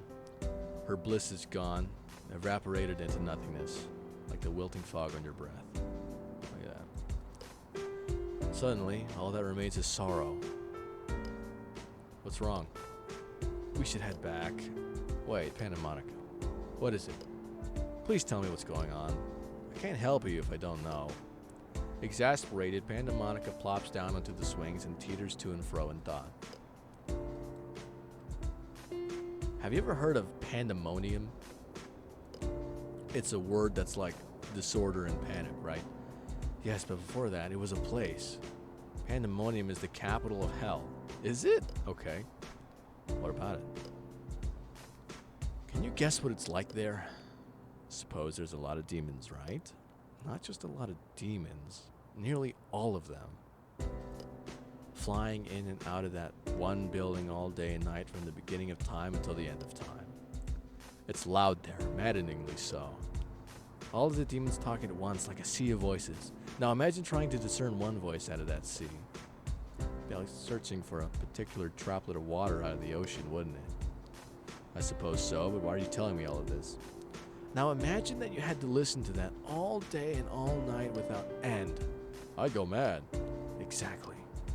Some demons are born for a purpose, to serve hell in some specific fashion. I am one of those demons, and my purpose is to hear and address the concerns of the demons of hell. As such, I was made in a way to be the physical embodiment of pandemonium. So all those voices are in my head. How do you sleep? Very little, I'm afraid. Jeez. Hence the coffee. Is it always like that? It was. Until the other day. I never experienced true silence until then. When is that? When we were at the coffee shop. For the first time in my life, those voices completely stopped. Sometimes they fade, but they never go away like they did then. I was stunned. I couldn't believe what I was hearing, or not hearing either. All I wanted to do was hang on to that feeling, that silence. But then they came back. So that's what happened. Yeah. And ever since that day, I've been trying to figure out why I was blessed with those few moments of peace. Did you come up with anything? Sadly, no. I've not been able to get a wink of sleep since then. After experiencing their absence, the voices feel louder than ever now. I'd all but given up on making them go away again. Until tonight. So they went away tonight too? Yes. They're back now, of course, but I wish I knew what it was that made them vanish in the first place. There must be something, but I can't figure it out. I fear these brief respites are all that I can look forward to. In the end, the voices always return. What if there's something that can make them stop? Wouldn't that be something? I'd love to ponder the possibility, but I'm afraid I might be too tired for that. Can we head home? Yeah, let's go. You stand and offer Pandemonica your arm. She grins wearily at your offer and wraps herself around you. As you make your way home, the tired demon rests her cheek against your arm, something which would on any other night linger at the forefront of your thoughts. But instead, you can only think of Pandemonica's plight, pondering what, if anything, you can do to help. By the time you arrive home and Pandemonica slips off the bed, you find your mind buzzing with possibilities. Why is the second act of this game just like... like... Can you imagine what the hell the demons are saying? They must be saying the most fricked up stuff possible. And imagine hearing that all the time. Oh, man. I see why you're tired all the time now. Jeez. Doesn't explain why you're the sadistic demon, however, but I guess we're just going to ignore that part. Okay, you're just a tired demon now. Okay, alright, okay. What do we got next? Azazel! Okay, come on. Alright, let's do this. Come on, let's get funky. I don't know. After your debacle at the museum, Azazel sequesters herself to a room for days on end. I'm gonna hydrate real quick. I've been talking for an hour and 40 minutes. Okay.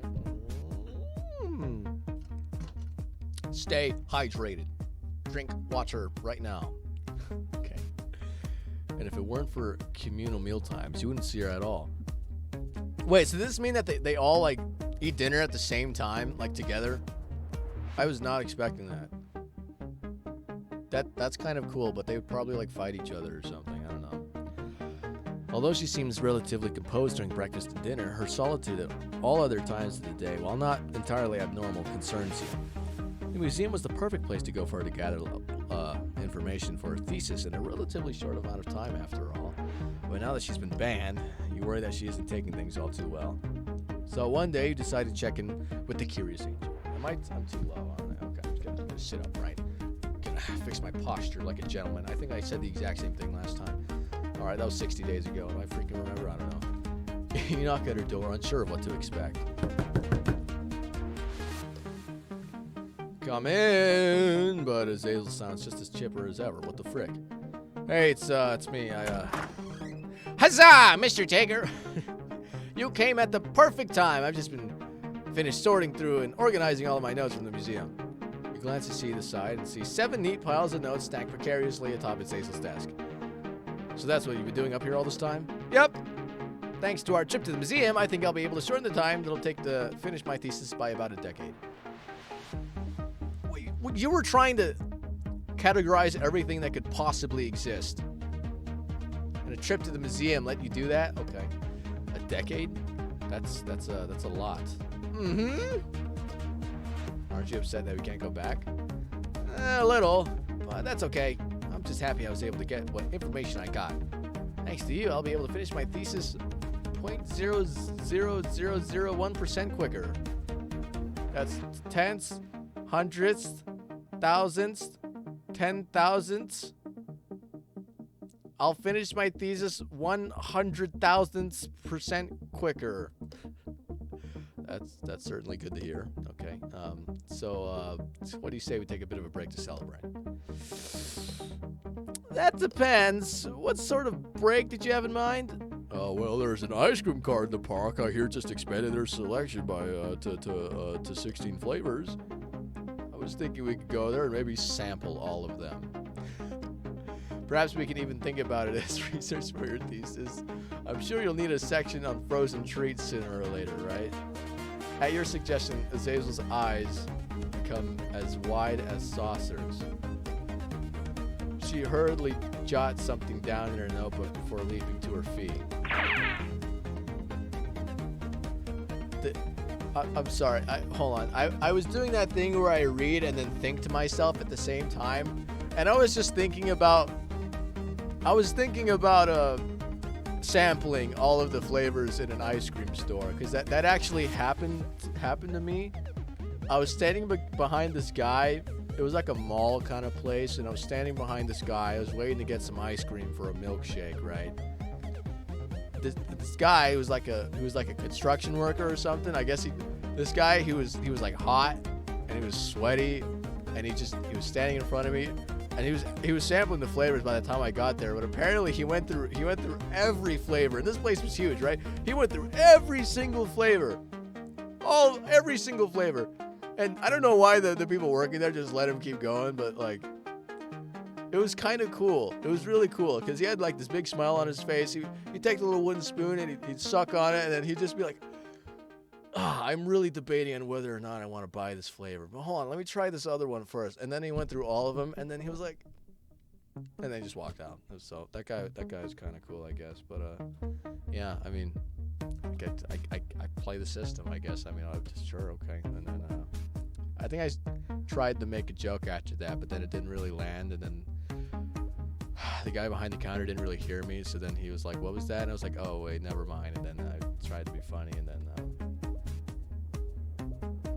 yeah, I think about that moment a lot. Anyways, don't just sit there, Mr. Taker. There's research to be done. All right, okay, here.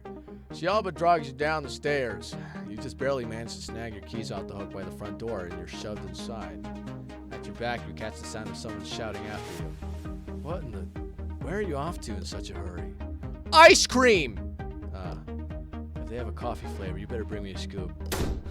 You turn to respond, but find the door had already slammed shut behind you. Looking ahead, you see that Azazel is already sitting in the passenger seat, her face pressed firmly against the window. Sighing, you hop behind the wheel. Soon the engine roars to life, and you set your sights for the park. At the very moment you pull in, Azazel hops out and draws her notebook from her belt like some sort of action hero. You then lead the way forward until you hear the ice cream cart's soft jingle calling out to you. There we are. With Azazel's bouncing at your heels, you approach the man at the cart. Lev? I thought you were tired. The old man sighs and looks at you with a weird expression hidden beneath his artificially cheerful customer service mask. I wish, my friend. Fortunately, my days here are numbered. I need to see you. What do you sound like? Hired my replacement. I'm just thinking of like an old guy, like just like some old guy working the cart. I know an old guy who works the ice cream cart at my local park. He's Italian. Hired my replacement not too long ago. She's an odd one, sure, for sure. But she'll do. He's talking about Abby, okay. In any case, what can I get you guys today? First 2 scoops are on me. You glance back at Azazel. Why did I give Lev an accent? What kind of...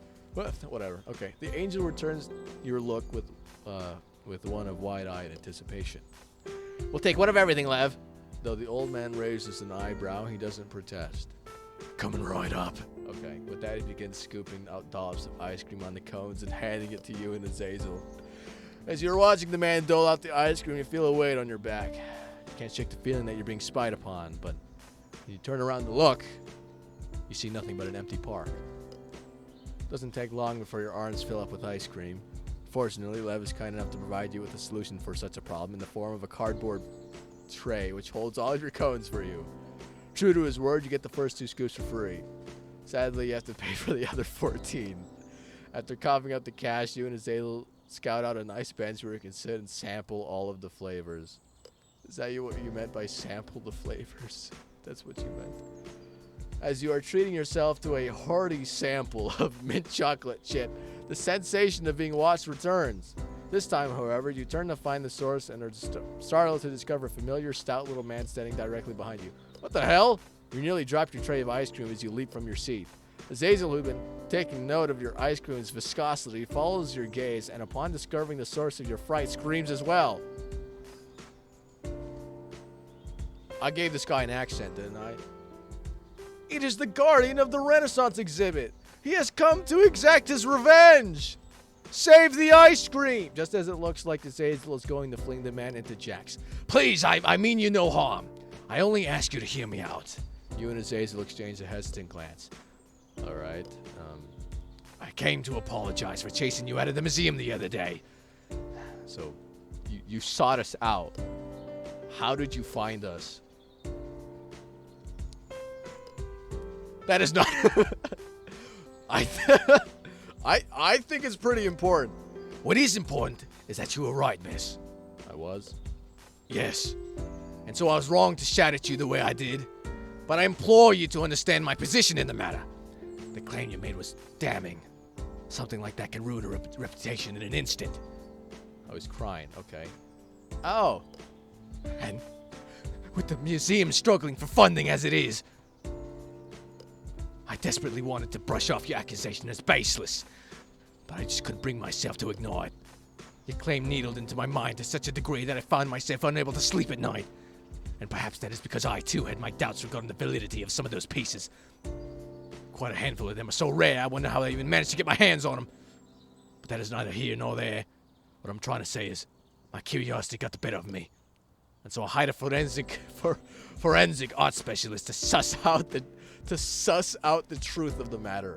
I thought that hearing it from an expert would put my anxious mind at ease. However, so to my chagrin, that word appeared like 3 times in the past, and I remember that from 60 days ago. She confirmed right away that the piece in question was a forgery. At this, the tearful man puts his face in his hands and begins to quietly sob. What am I to do now? Unsure of what to say, you look to Azazel. The angel frowns, but sits next to the man and begins to pat him on the back.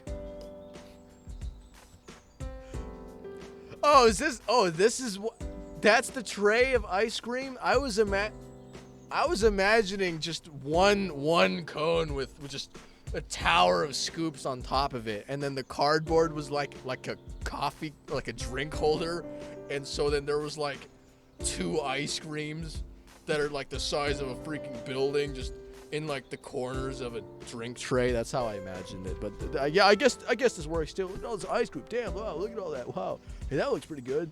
Huh? Okay. Yeah. Cool. Okay. Would you like some ice cream? Azazel offers the man her cone. Touched by the gesture, why don't you grab a fresh one? What the? Okay. All right. The curator smiles in spite of his tears and graciously accepts the frozen tray. Thank you. I wish there was more we could do. Well, if you permit me, there's a little more to this story. There is? Indeed. After hearing from the forensic specialist, I grew suspicious. I was certain that I had the piece inspected before approving it for the gallery. So I decided to dig out my old records, thinking that I must miss something. When I found out the certification for that piece, it wasn't a forgery when you got it, was it? Precisely. Now that's a conundrum, huh? Think someone could have stolen the original and replaced it, and replaced it with a fake? I have my suspicions. No way to prove them correct. As I said before, the museum's funding is tremulous at best. I'm ashamed to admit that I dug into the last of our budget just to hire that specialist to verify the validity, or lack thereof rather, just for the one piece. Though I believe that some of the other paintings may have been stolen as well, I'm at the end of my rope. Without money, I cannot prove these beliefs to be correct. I'm afraid that if I were to call the authorities, the news would paint me as a charlatan who deals in fakes. I cannot have that happen. So, you were wondering if we would help you figure out which of the pieces were fake? Yeah. Though you feel a certain amount of sympathy for the art curator's plight, since the responsibility of sleuthing out forgeries falls upon Azazel's shoulders, the onus is on her to accept or deny the request. As such, you look to the angel to see what she plans to do. From the look in Azazel's eyes, you can tell that her art aches from the man just as yours does. Yours do be doing that, okay? Before you can open her mouth to accept his request, however, the curator bursts into tears again. Though his sobs, you can just barely make out his pleas. I have little that I can offer in return, and I wouldn't blame you for saying no after I've treated you thus far. But please, I beg of you to lend me your charity just this once, and I promise I'll repay it in kind. Taken back by you have no money. How are you going to repay us? Taken aback by the man's sorrow, Azazel looks to you for affirmation. With a nod, you agree silently to help the poor curator. Mr. Curator, please don't cry. Don't cry. I almost gave Azazel an accent. We will help you. All at once, the sobbing stops, and the man looks at Azazel with a look of hope. Do you mean that? We do. Yeah. Okay. Yeah. Okay. Doing that curator's low, growly accent voice after talking for an hour and 50 minutes straight, it's not helping my voice right now. But that's fine. Do it for content. We won't be able to come today, but we'll make time to be there soon. Hearing this, the curator leaps to his feet and hurries to shake your hand. Though tears still glisten at the corner of his eyes, the radiance of his joy quickly dries them away. Anytime will do. Just give me a call. And when you're on your way, and I will shut down the exhibit for you both. Okay, we'll do. All right, yeah. I wish there was something I could do in return, but the only thing I do in my power to offer is a first look at all new exhibits before they're put on the museum floor. Typically, this is a privilege reserved for historians and researchers. But, would that be something you're interested in? You glance over at the curator's shoulder. Azazel's eyes are gleaming with excitement. Yeah, I think we'd like that very much. Yeah, okay. I'm glad to hear it. I look forward to your call. Okay. You know, I just realized I don't even know what kind of accent I'm doing. I'm just a dumb American doing some accent. I have no idea what accent that is. I'm just doing some. And with that, the curator departs. As you watch him leave, you cannot help but notice a certain spring in his step. Turning back to Azazel, still awestruck by the opportunity that has fallen neatly into your laps, you let out a sigh. It's getting late. Shouldn't we be heading home soon? Can we go back to the museum tomorrow? We'll see.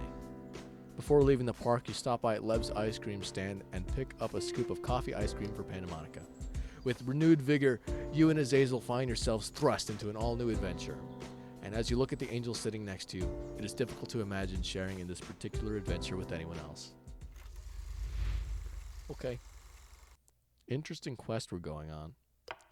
Very interesting quest. Okay. So let's see here. We got Lucy. I think it's just Cerberus and Lucy. Okay, let's do this. Sitting here talking for an hour and 55 minutes.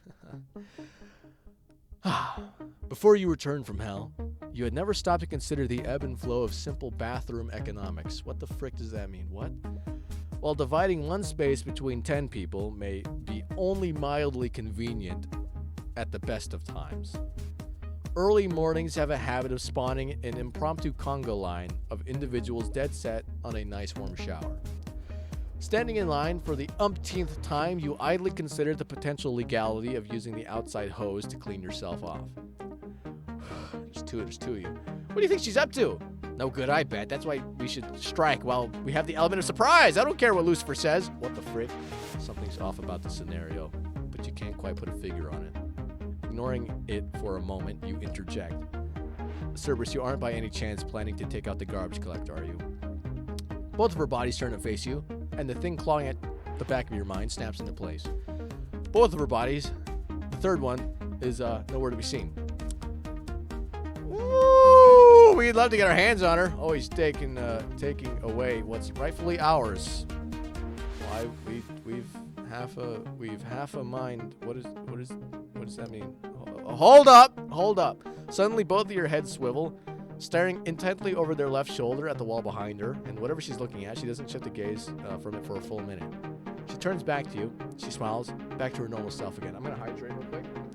Hydrate.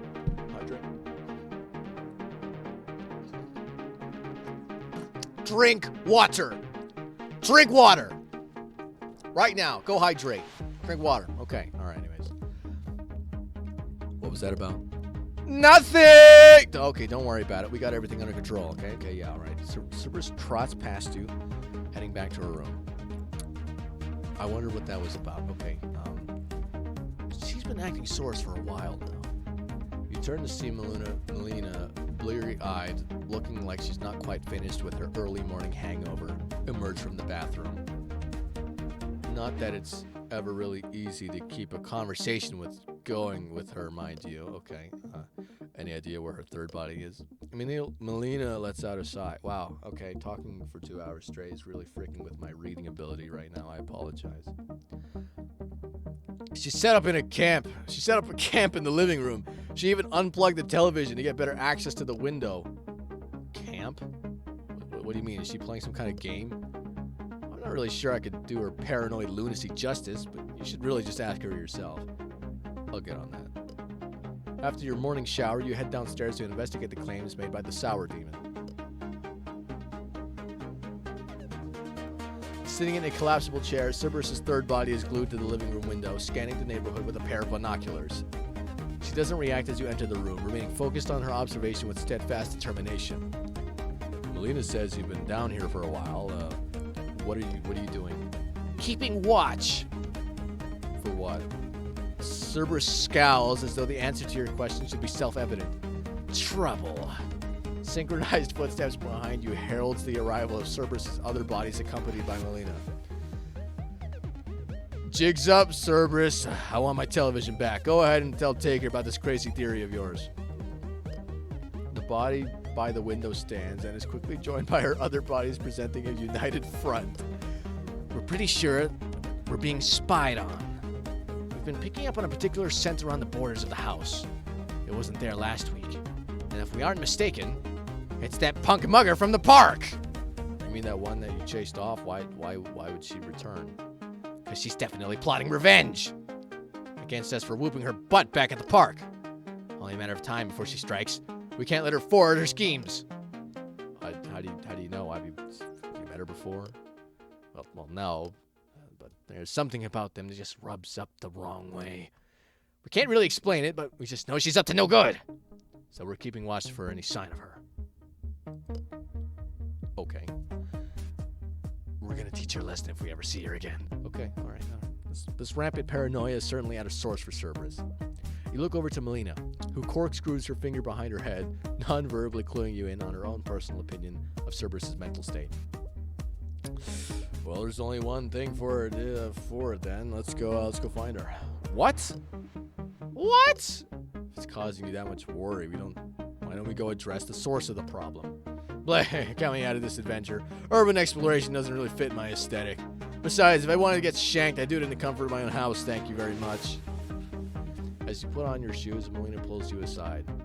You can't be serious about doing this. Why not? If it snaps Cerberus back to normal, what could be the harm in indulging her a little? Cerberus she's not the same as the rest of us. She can get focused, scary even, when she's on a warpath. Just don't get it in between her and whoever she's hunting. If it comes to blows, she'll literally go right through you to get to her quarry. I'll keep that in mind, but hopefully we can resolve this peacefully. Waving goodbye to Melina, you and Cerberus take to the streets. It isn't long before one of her bodies picks up the scent of the voyeur. What does that mean? I don't know. And she gradually leads you further and further away from home. What the frick? Jojo? What? The nose of Cerberus leads you through decrepit buildings, abandoned parking garages, and thrift stores packed with unwanted oh, dude, this game, man, the big words. Eventually, Cerberus halts outside of a rundown nightclub. Its walls plastered with faded posters advertising indie bands long since lost to the sands of time. Okay. Sniffing the air, she leads you down to the tight side street onto a sparsely populated plaza. Trail gets confusing here. We can't make out the scent clearly past here. Too many people. She wrinkles her nose. And by the way, too much spray on deodorant. So this is it then. If we can't find her, what do we do? Oh no, I'm sure she's around here somewhere. We gotta keep looking. A cheer goes up from a nearby throng. Throng? A throng of people. That's a word? A throng of people clustered around an obscured object. Intrigued, you and Cerberus move closer to investigate. Hey, you want to fight? At the center of a motley crowd, the stranger holds court from behind a cheap card table. Step on up, place a wager, win a prize. Only valuables, no organs, invoices, or IOUs, if you please. Okay. A ruddy-faced Taurus slaps a handful of crumpled bills on the table, a gesture reciprocated by the stranger who adds her own, considerably larger stack of cash to the pot. Now the rules are simple. It's so easy, even a child can win. Just keep your eyes on this here bead. I'm familiar with this game. So move the bead out from beneath the cups or shells. Let's just secretly swap the bead between shells where the other player can't see. A strange glow suffuses Cerberus's eyes, and her normally playful tone sharpens to a razor edge. I know how this works. She's about to cheat. Watch carefully. We just said that. There! Whatever happens is too fast for you to pick out a distance, but Cerberus watches the game progress with rapt focus. Having 3 angles on anything must be like really powerful, so I take your word for it. She's removed the bead entirely. There's no way for her opponents to win the game. The two of you observe the stranger win game after game, cheating the Taurus and other passerbys out of everything remotely valuable of what they may have. With every valuable lost to the figure, Cerberus's gaze darkens. Not fair. You lie and steal from other demons all the time. Why do you care about one mortal doing it to another? Gotta hydrate. I think I taste blood at the back of my throat. Kind of being serious right now. Besides, aren't you in favor of the widespread corruption of humanity? Cerberus shakes her head like a horse trying to dissuade a persistent and irritating fly. Well, yes, but something's wrong. Just looking at her is making our hackles stand up. What the frig is a hackle? We gotta get to the bottom of this. Even if it means taking her down. If we're gonna catch her, we need some kind of plan. She's obviously adept at running scams, so I bet she already has an escape route planned. I know. We'll split up. I can cover 3 times the ground you can. How do I communicate or call you? That's easy. Just whistle. Okay. Yeah, I thought we'd in hindsight, that seems obvious. All right, you go in first, and I'll tail behind. She might let her guard down if she believes you're acting alone. Cerberus nods. All right, on 3. Ready? At your signal, the hounds of hell charge forward, streaking towards the stranger like many bolts of lightning. Immediately, the stranger's head swivels around. Seeing 3 demons bearing down on them, the stranger curses, hurling the card table at the approaching Cerberus in an attempt to slow her down. The cloaked figure darts down a nearby alleyway. Oh, frick. Thinking quickly, you dash into the alleyway parallel to that of the strangers. Utilizing your lengthy stride, you make it to the street in no time at all. You turn left and sprint the last block, placing yourself at the exit to the alleyway the stranger escaped through. Arms wide, you brace for impact, but no one's there. As you look around in confusion, you notice a single dark aperture in the grimy wall. A scuffling sound heralds the arrival of Cerberus, one of her bodies sprinting towards you from the far end of the alleyway. We lost her! Did you see where she went? I have my suspicions. You point to the dark hole in the wall. From the looks of it, it's an entryway to the condemned building, taking up a large portion of the block. I'll go in after her. Take a perimeter in case she tries to run again. All right, be careful. The interior of the building is dark and musty. From what little you can make out in gloom, it's almost like the warehouse at some point in the distant past. You move silently through the rundown building, eyes peeled for any signs of the Black Cloak, a largely futile effort against darkness. The only source of light through the building comes from boarded-up windows. They're barricades meant to keep out people, not motes of light. What the frick? Okay. Don't care if I need. At the sound of the voice, you flatten yourself to the wall, peering around the corner. You can just make out the telltale glimmer of a cell phone against the blackness. Straining your ears, you can barely make out what the stranger is saying. I think I've given them the slip, but I don't know how long it'll last. That damn Mutts will find me if I don't help out soon. Get help soon. Send Beale over now, or I'll swear I'll... The phone dims as the line drops, leaving the stranger alone in the dark. As she mutters a vitriolic string of curses, you begin to take the slow, careful steps towards her, picking your way to the detritus. What is that? What does that word mean? You close the distance. Nearing your target, you break into a run. The stranger turns around at the sudden sound, but it's too late to do anything as you tackle her and send both of you tumbling to the ground. You grapple her with her for a moment as you manage to grab her wrist as she pulls a knife on you, halting its trajectory.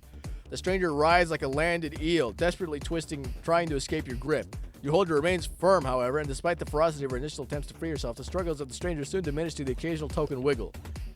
You and I have an account to settle. Oh, let me guess. You want your wedding ring back? No, wait. I must have taken your visa a while back, huh? What?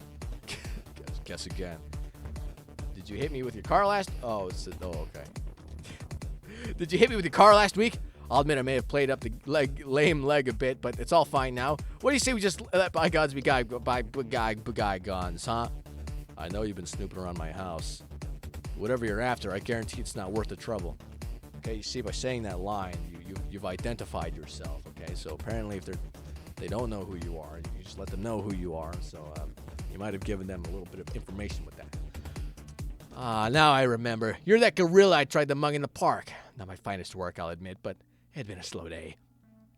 Don't try to change the subject. Why are you spying on us? I haven't the faintest idea what you're on about. You can't play dumb with me. I know you've been watching our house for the past few days. I guess there's no point in reasoning with a crazy person. What if I gave you something nice, huh? Get you in some sweet bling. You let me some mosey on out of here before the hellhound shows up. The stranger rummages inside her sleeve and pulls out several gold-trimmed tickets from the folds of fabric. You'll love these big music fans, right? These are special backstage passes for underground sensations. Satanas. Never heard of her. Do you live under a rock or something? Satanas is the hottest thing since sliced bread. She's underground sensation that...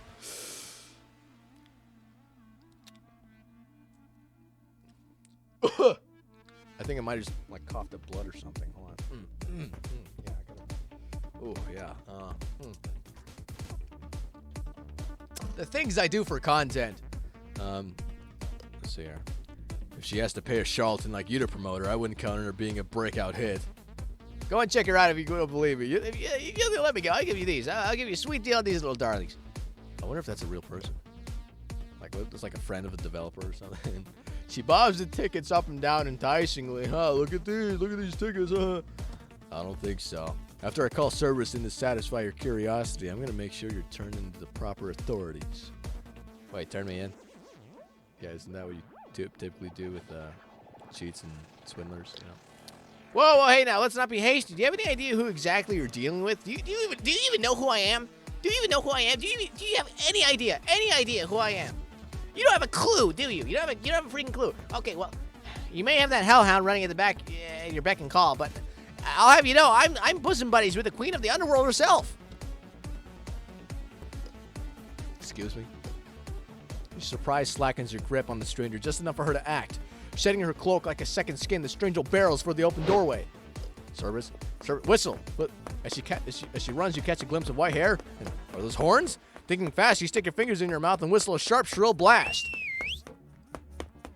The stranger makes it about 5 feet from the doorway into the alley before Cerberus rams into her like some sort of intercontinental scam-seeking missile. The force of her charge sends the 2 white-haired figures tumbling into the shadows of the alleyway. Cerberus's other 2 bodies round the corner of the alley, closing the distance. Whoa. Whoa. There you are. Okay. Holy frick. That's Sathanas. Sathanas.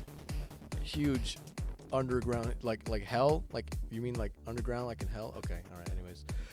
Between the 3 of us, Cerberus quickly pins the stranger to the alley wall. One body restraining each of the stranger's arms. That is not the greatest way to secure somebody, but I just assume you have super strength or something like that because you're a demon. Okay. Wait, Cerberus, she's a demon as well. Cerberus' lips curl back from her pointed teeth as she growls out a retort. Obviously. Cerberus turns her attention back to their strange stranger. You got a lot of nerve showing your face here in this town again after I sent you packing last time. It's in my nature. Like you, I'm a creature of habit. You don't know anything about us. More than perhaps you'd like, mutt. Tell me, does your mistress let you sit at the table with the real demons yet? Or do you have to resort to begging for scraps from your elders and betters? Cerberus's knuckles go white, but her voices remain eerily calm as she looms over the stranger. You know, I don't even know what happens to you if you die in this world. What do you say? We find out together. Cerberus, that's enough. We still don't. In unison, all 3 heads snap around to you, baleful fire kindling in their eyes. Back off, mortal! I'll not have you infringing upon my duty. Teeth bared, the body not currently holding the stranger leans down towards her exposed throat. The stranger renews her attempts to escape, her low voice raising an octave as she protests. Whoa, let's not be hasty with this whole executing the suspect shtick, okay? Take a good whiff, all right? Take a good whiff. Am I really the person you want to be killing right now? Am I really? Cerberus suddenly halts her descent and gives the stranger an experimental sniff. It's wrong. Wrong? What's wrong? All 3 of Cerberus's body dip their heads, intently sniffing the stranger pinned beneath them. Confused, Cerberus looks back up at you. Her scent, it's not right. She's not the scent you picked up outside the house? Not quite. There's some familiar notes, but it's definitely not her.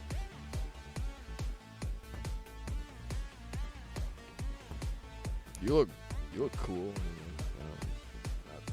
Okay, all right, okay. Ha! Like I jeopardized my safety by messing around with you lunatics. You actually think I'd go anywhere near your house after last time? In theory, you ain't got enough common sense to fill an egg cup. What the frick is an egg cup? What is that? You're talking a lot of trash for someone who doesn't want their throat torn out. Who's in danger of having their throat torn out? In case you missed the memo, King Kong, I ain't the undesirable your canine unit is after. You know what that means? It means that I've broken our little agreement, and your attack dog doesn't have a license to harm me. What the frick? Cerberus's eyes widen, and she slowly begins to shift her weight off of the stranger. What is this? Something's moving us. What did you do? What? Whoa, what the frick? Whoa, the stranger laughs in response. What did I do? I'm not the one acting out of line here, Cujo. Cujo Jotaro. Despite her... Who's Cujo? What does that mean? Okay. Despite her best efforts, the invisible power in forcing Cerberus off the stranger provides too much to resist, and all three of her bodies are flung away from the stranger at high speeds. Crashing into the nearby wall, Cerberus slides, unmoving to the ground. Standing, the stranger dusts herself off. How did you... That's my secret. But maybe think next time before you jump before you jump an innocent woman. Innocence pushing it. No, innocence is not right. I mean, you literally just... Okay, all right, just who are you, anyways? No one of consequence. Not right now, in any case. You make sure to keep that mud on a tighter leash in the future, or you'll regret it. Hands in her pockets, the stranger sets off down the alleyway. Wait! How are there more demons on Earth? I don't understand. Turning on her heel, the stranger casts a final disparaging comment back at you. Darling, what you ain't aware of could fill several libraries. Ask your queen if you're so desperate to stick your nose in places you shouldn't. With that, the stranger departs, leaving you. That last bit. You could have just said that bit. This bit. That would have been fine. You didn't need to say that second part. That was just mean. Are you all right? Yes. Cerberus? Yeah. Her voices are so faint, you have to bend down to hear them. I'm right here. What do you need? Revenge! All three of her bodies spring up, milling about you, each one offering 100 different implausible schemes to get even with the stranger. Break her hands, skin her alive, chop off her nose, hang her from her tail, stuff her horns down her throat. Well, let me know if you need any help with your vengeance, but I got some investigating of my own to do. What do you mean? What kind of investigation? I think we're long overdue for a chat with Lucifer. She's been keeping far too many things from us. We'll come too. We'll have a couple questions of our own to ask our benevolent queen. Oh, frick. Okay, well. Oh, frick. Wait. I save Lucy for last. Are you actually just, like, not able to talk to her? Oh, frick. What if that's the case? Oh, frick. Oh, frick. Okay. Ah, Taker, I've been looking for you. Really? I've been doing some thinking since our last chat, and I believe you're correct. Naturally, but run the specifics by me again. You're absolutely right about the amount of work I do. I should let someone else assist me in my jobs, and I've got just the person in mind. Let me guess. Tall, muscular, dashingly handsome, and with an insufferable high opinion of self, apparently. Grab some lunch. We're going on a little business trip. Okay. What? Where to? Where do you think? We're going back to hell. I'm going to try and take things a little easier and work more from the house rather than basing all my operations from hell. What part do I play in this adventure? Pack mule. The skeletons are on strike again. I need someone to help me carry all the paperwork back to the mortal world. Do you have any idea how many cases I have to review every day? We have thousands of souls joining our kingdom by the hour. Those sound overwhelming. I'd be more than happy to accompany you and help out however I can. However, what is your concern? What with everything that's been going on, I'm not sure how comfortable I feel leaving the house for long periods of time. Suspicious. I wouldn't worry. We won't be gone too long. But if it'll make you feel better, you could deputize one of the more responsible demons to act in our absence. That's an excellent idea. But who do you trust enough to keep the peace while you're gone? Only 2 other demons really fit the role. But which to choose? Justice. Easy. Justice. Right? Justice. Justice and Justice. Come on. I mean, come on. Justice. You need something? Lucifer and I are going back to hell for a little while. Would you mind making sure the 3 dingbats don't burn down the local preschool while you're gone? Sure thing. Mind if we order out tonight? Service will probably stick around and behave. She knows we're getting pizza. Shouldn't be a problem. Just make sure to leave us enough to eat when we get back. Well, I'm relatively certain the house isn't going up in flames for at least another 24 hours. Plenty of time for us to make a little business trip, I should think. Turning on the spot, Lucifer waves her hand, opening up a red-tinged portal in the center of the living room. The acrid smell of brimstone permeates the air, causing your eyes to stream. Come along then, Taker. We haven't all day. We're going back to hell! Okay. You follow her into the swirling energy of the portal. The feeling of traveling between realities varies greatly depending on who is providing the means of transportation. Lucifer's method of travel amounts to the dimensional equivalent of a limousine, smooth and classy, and about as comfortable as having all your atoms reconfigured can actually be. Oh, nice. Shadowy shapes blur past the two of you, eventually forming themselves back into the crimson trappings of hell.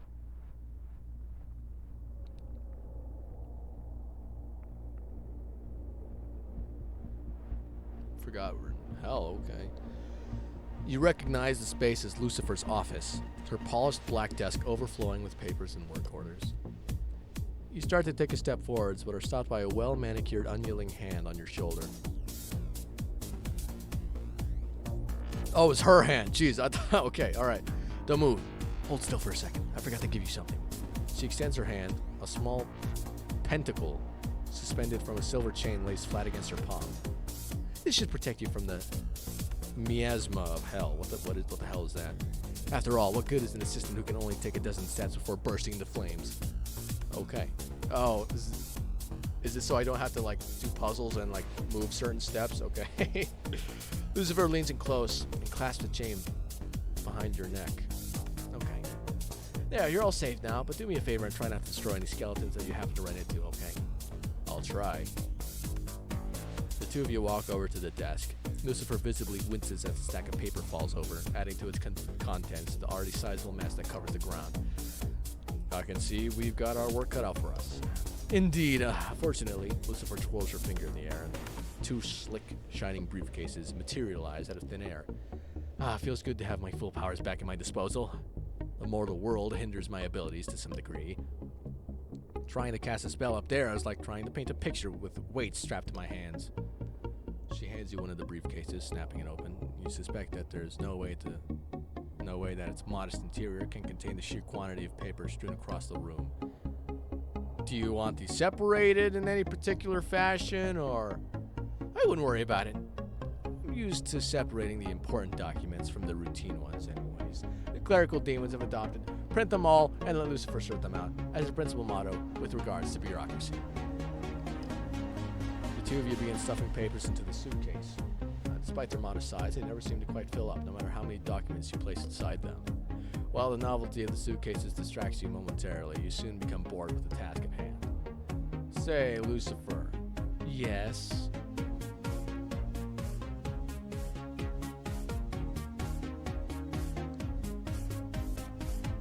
Still taste blood at the back of my throat. Hold on. Okay. We gotta ask about Cerberus. Oh, I do. I want to ask about.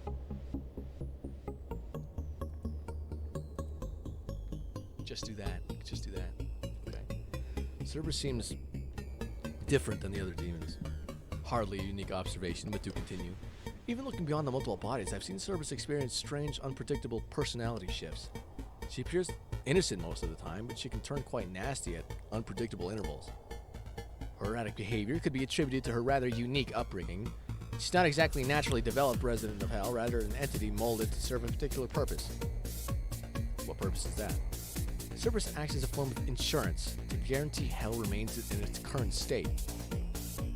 I'm not sure I understand. Are you saying that Cerberus isn't really a demon? Not quite. She's as true a demon as any of us. But I've tried my best to ensure that she's well adapted to life in hell, despite the responsibility that's been forced upon her. Interesting. How do most demons come to be, anyways? I believe the term best suited to describing the phenomenon to you would be gravity. Down here in hell, over thousands of years, emotions and impulses pack together, accruing more and more until finally birthing a brand new demon. Like calls to like, so most demons have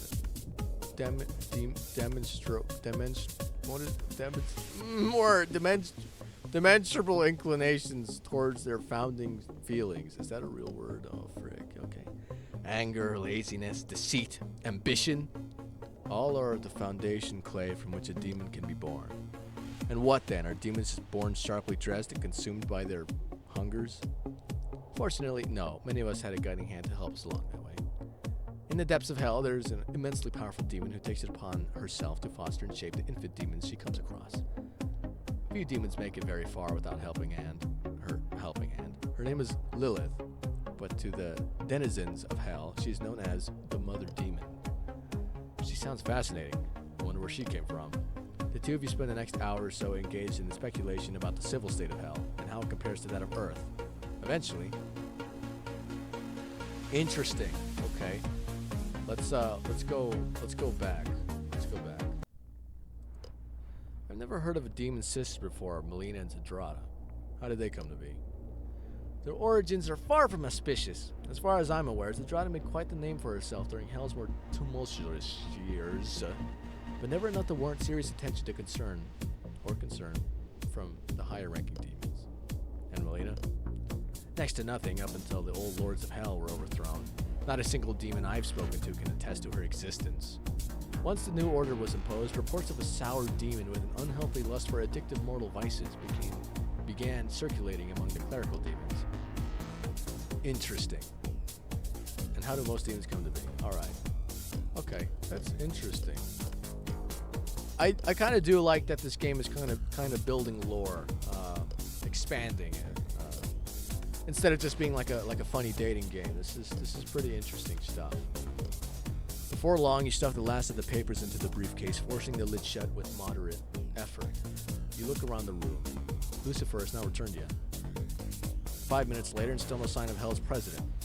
Unperturbed by her absence, you start peering down the various corridors, wondering what could be down them. As long as they don't go kicking any skeletons, surely she won't mind me looking around a little, right? Yeah, okay. Most of the rooms you travel through are scenes of hectic activity. Small imps struggle to staple gargantuan folders together. What was that? Okay. Excuse me. And a nearby printer snatches an unsuspecting succubus out of the air with a long, sticky tongue. What the frick?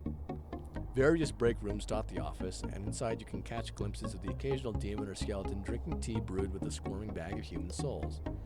You're unchallenged as you stride through the office, and while one or two lesser devils do try to catch your eye, the sight of the amulets around your neck provides sufficient to dissuade any unwanted attention. Several rooms later, you come across a peculiar facet of architecture. In an abandoned, rundown part of the castle, two massive obsidian doors stand.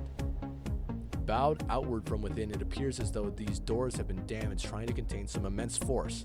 The doors are ajar, and you very much doubt they could even close, given their degree of disfigurement.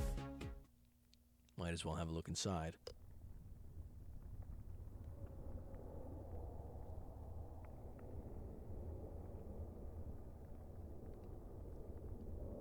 I'm scared now, bro. What? Stepping through the twisted doors, you find yourself in an enormous, devastated hall. Sulphurous air flows freely in and out of the jagged holes torn through the walls. Looking around, you realize this place must have been an audience chamber. A lavish room where the denizens of hell must have come to pay tribute to their lords. Some massive explosion must have once, long ago, vaporized the room and its inhabitants. The mighty blast had bent the stone walls outward as easily as if they were made of cloth, and tattered holes give passing views of the nightmare vista of hell. Jeez. At the far end of the shattered hall, 4 black monoliths stand. Massive thrones of ebony, untouched by the desolation that surrounds them.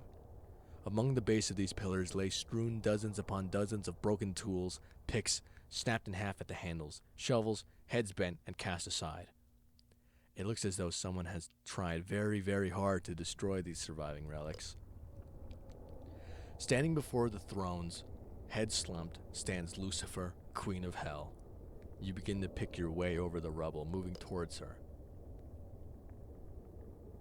Lucifer? Why are you all the way out here? I thought you were catching up with a friend. The Queen of Hell slowly turns, and you see something in her eyes that stops you dead in her tracks. Tears.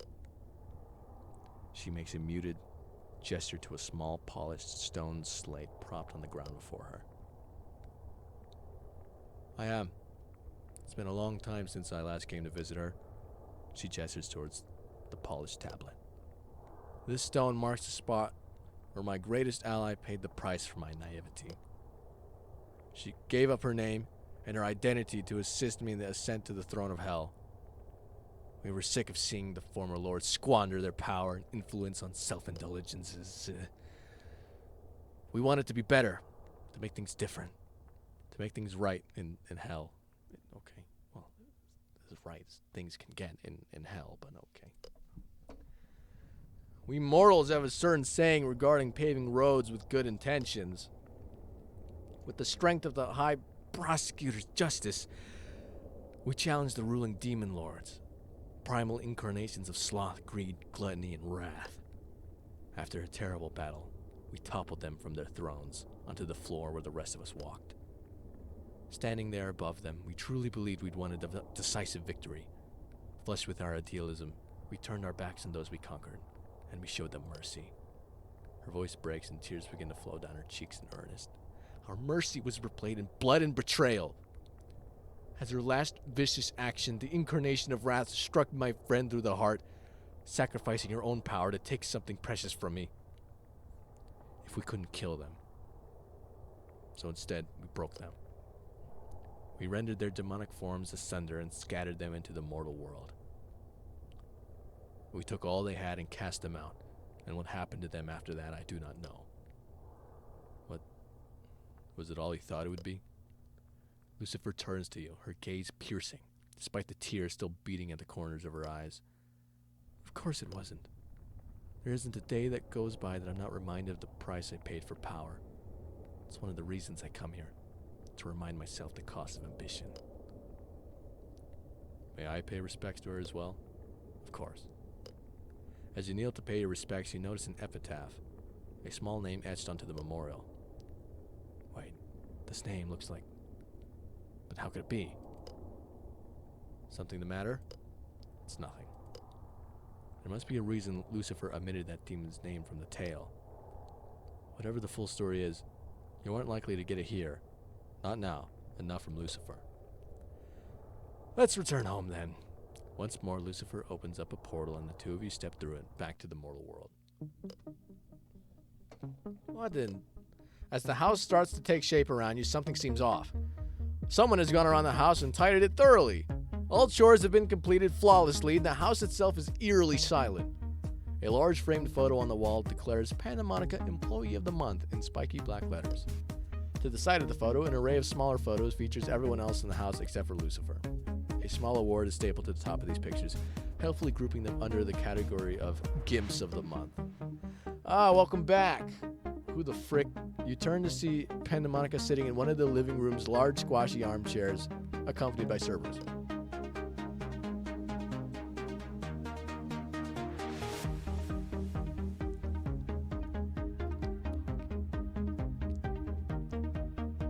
Two of Cerberus' bodies dressed in servant's attire stand behind her, while a third acts as an impromptu ottoman, a footrest.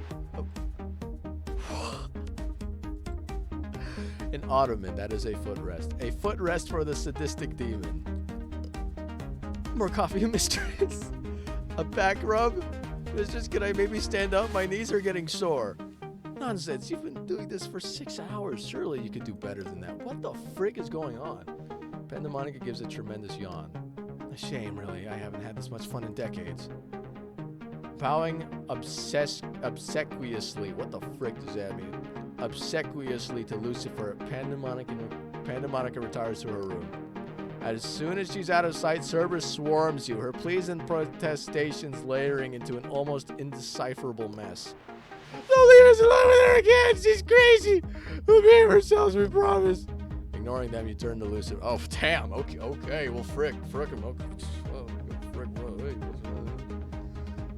I'm beat. I think you're not gonna say anything about that. Okay. I'm beat. I think I'll clock out for the night. You hold up your briefcase. The briefcase. Want me to drop these off in your room before I hit the hay? If you would, and thank you. Thank you for coming with me. Somewhere close by. Idiots! Is it really so hard to follow a simple rule? Do not engage. Are your minds so degraded that I have to write instructions down on your hands before I send you out for reconnaissance?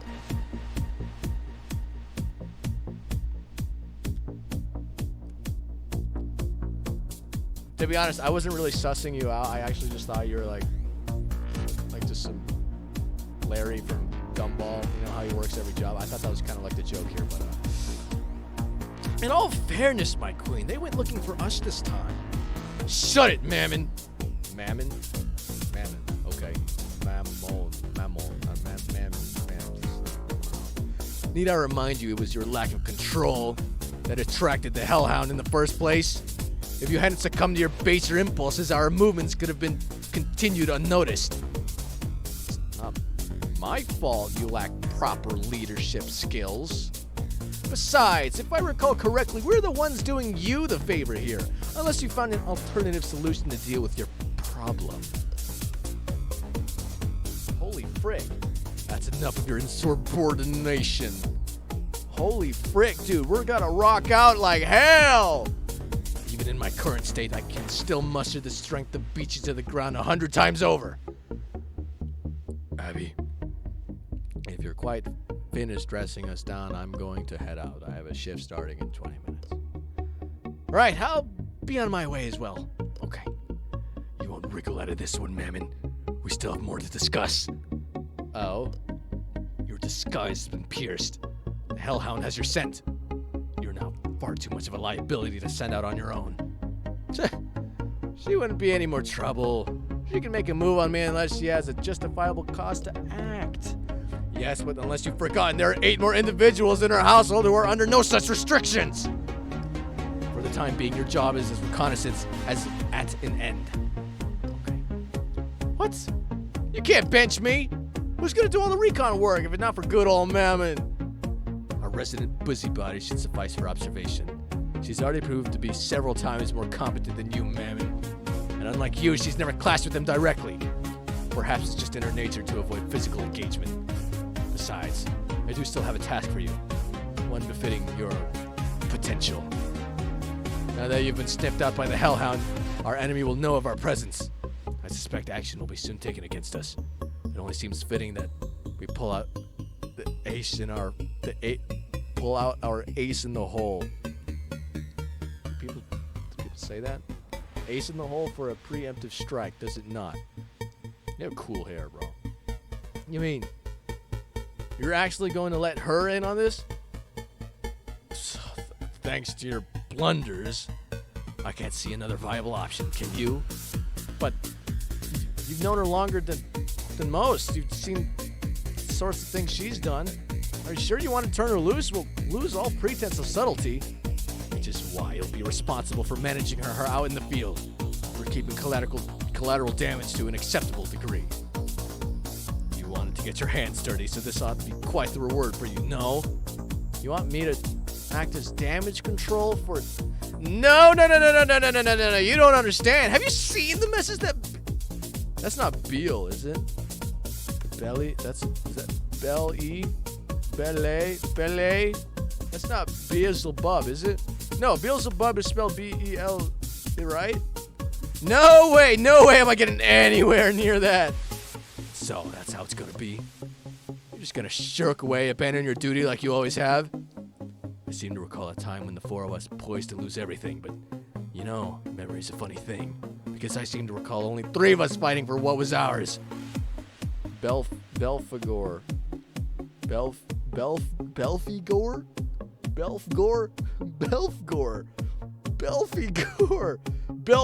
Belfagor might forget, and Abaddon might forgive your craven actions. But I shall do neither, Mammon. You do well to remember it. So what's it to be? Will you do as you're told for once in your miserable existence, or am I going to be forced to render you as spineless as your actions thus far profess you to be? What the frig?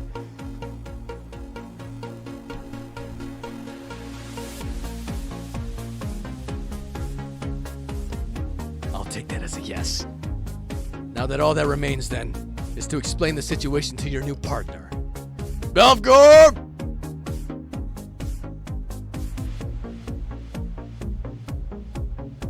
I was not You don't look like a Belfagor. Belfagor? I don't know how to...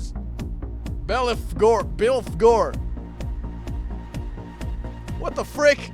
What the hell is what the frick? What do you... Damage control? What the frick are you talking about? What the frick is this? We're gonna have to duel? Oh, frick. Okay. Present! What do you need, Zaddy?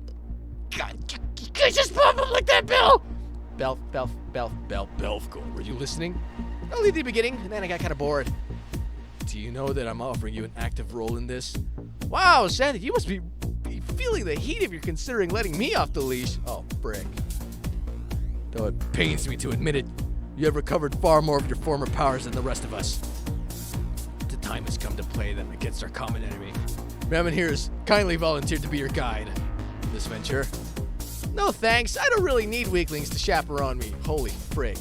Besides, I already know where they live. I visited the house several times to people watch. Holy frick. Take her with you anyways, she might prove to be useful. Doubtful, but I'll try to make my best to make her feel included. Promise. Yeah, okay.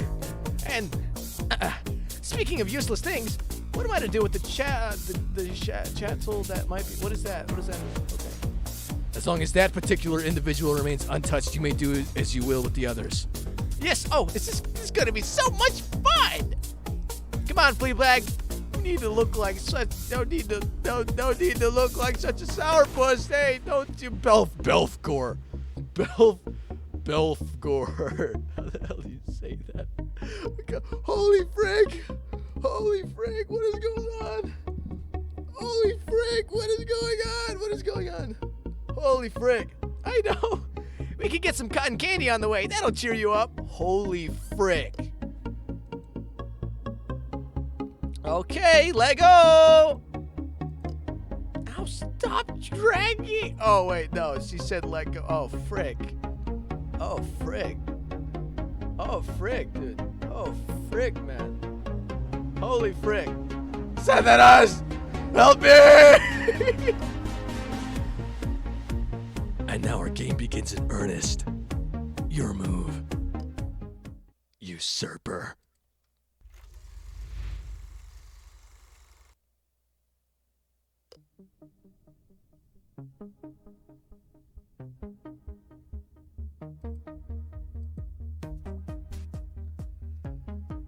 Thank you everybody so much for watching. I'm very surprised if you're watching this part, but I want to let you know, talking for 2 hours and 40 minutes, man, that was quite the challenge, but gotta get ready for those endurance streams, you know what I'm saying? Wink. Anyways.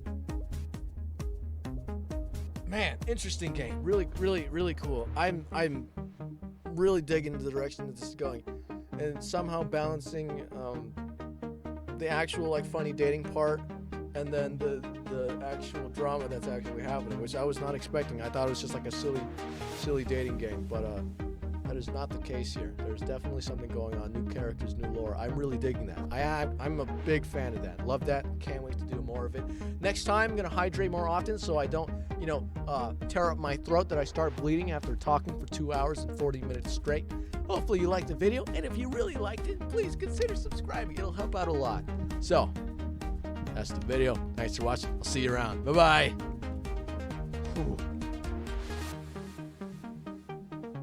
I think I'm coughing up blood.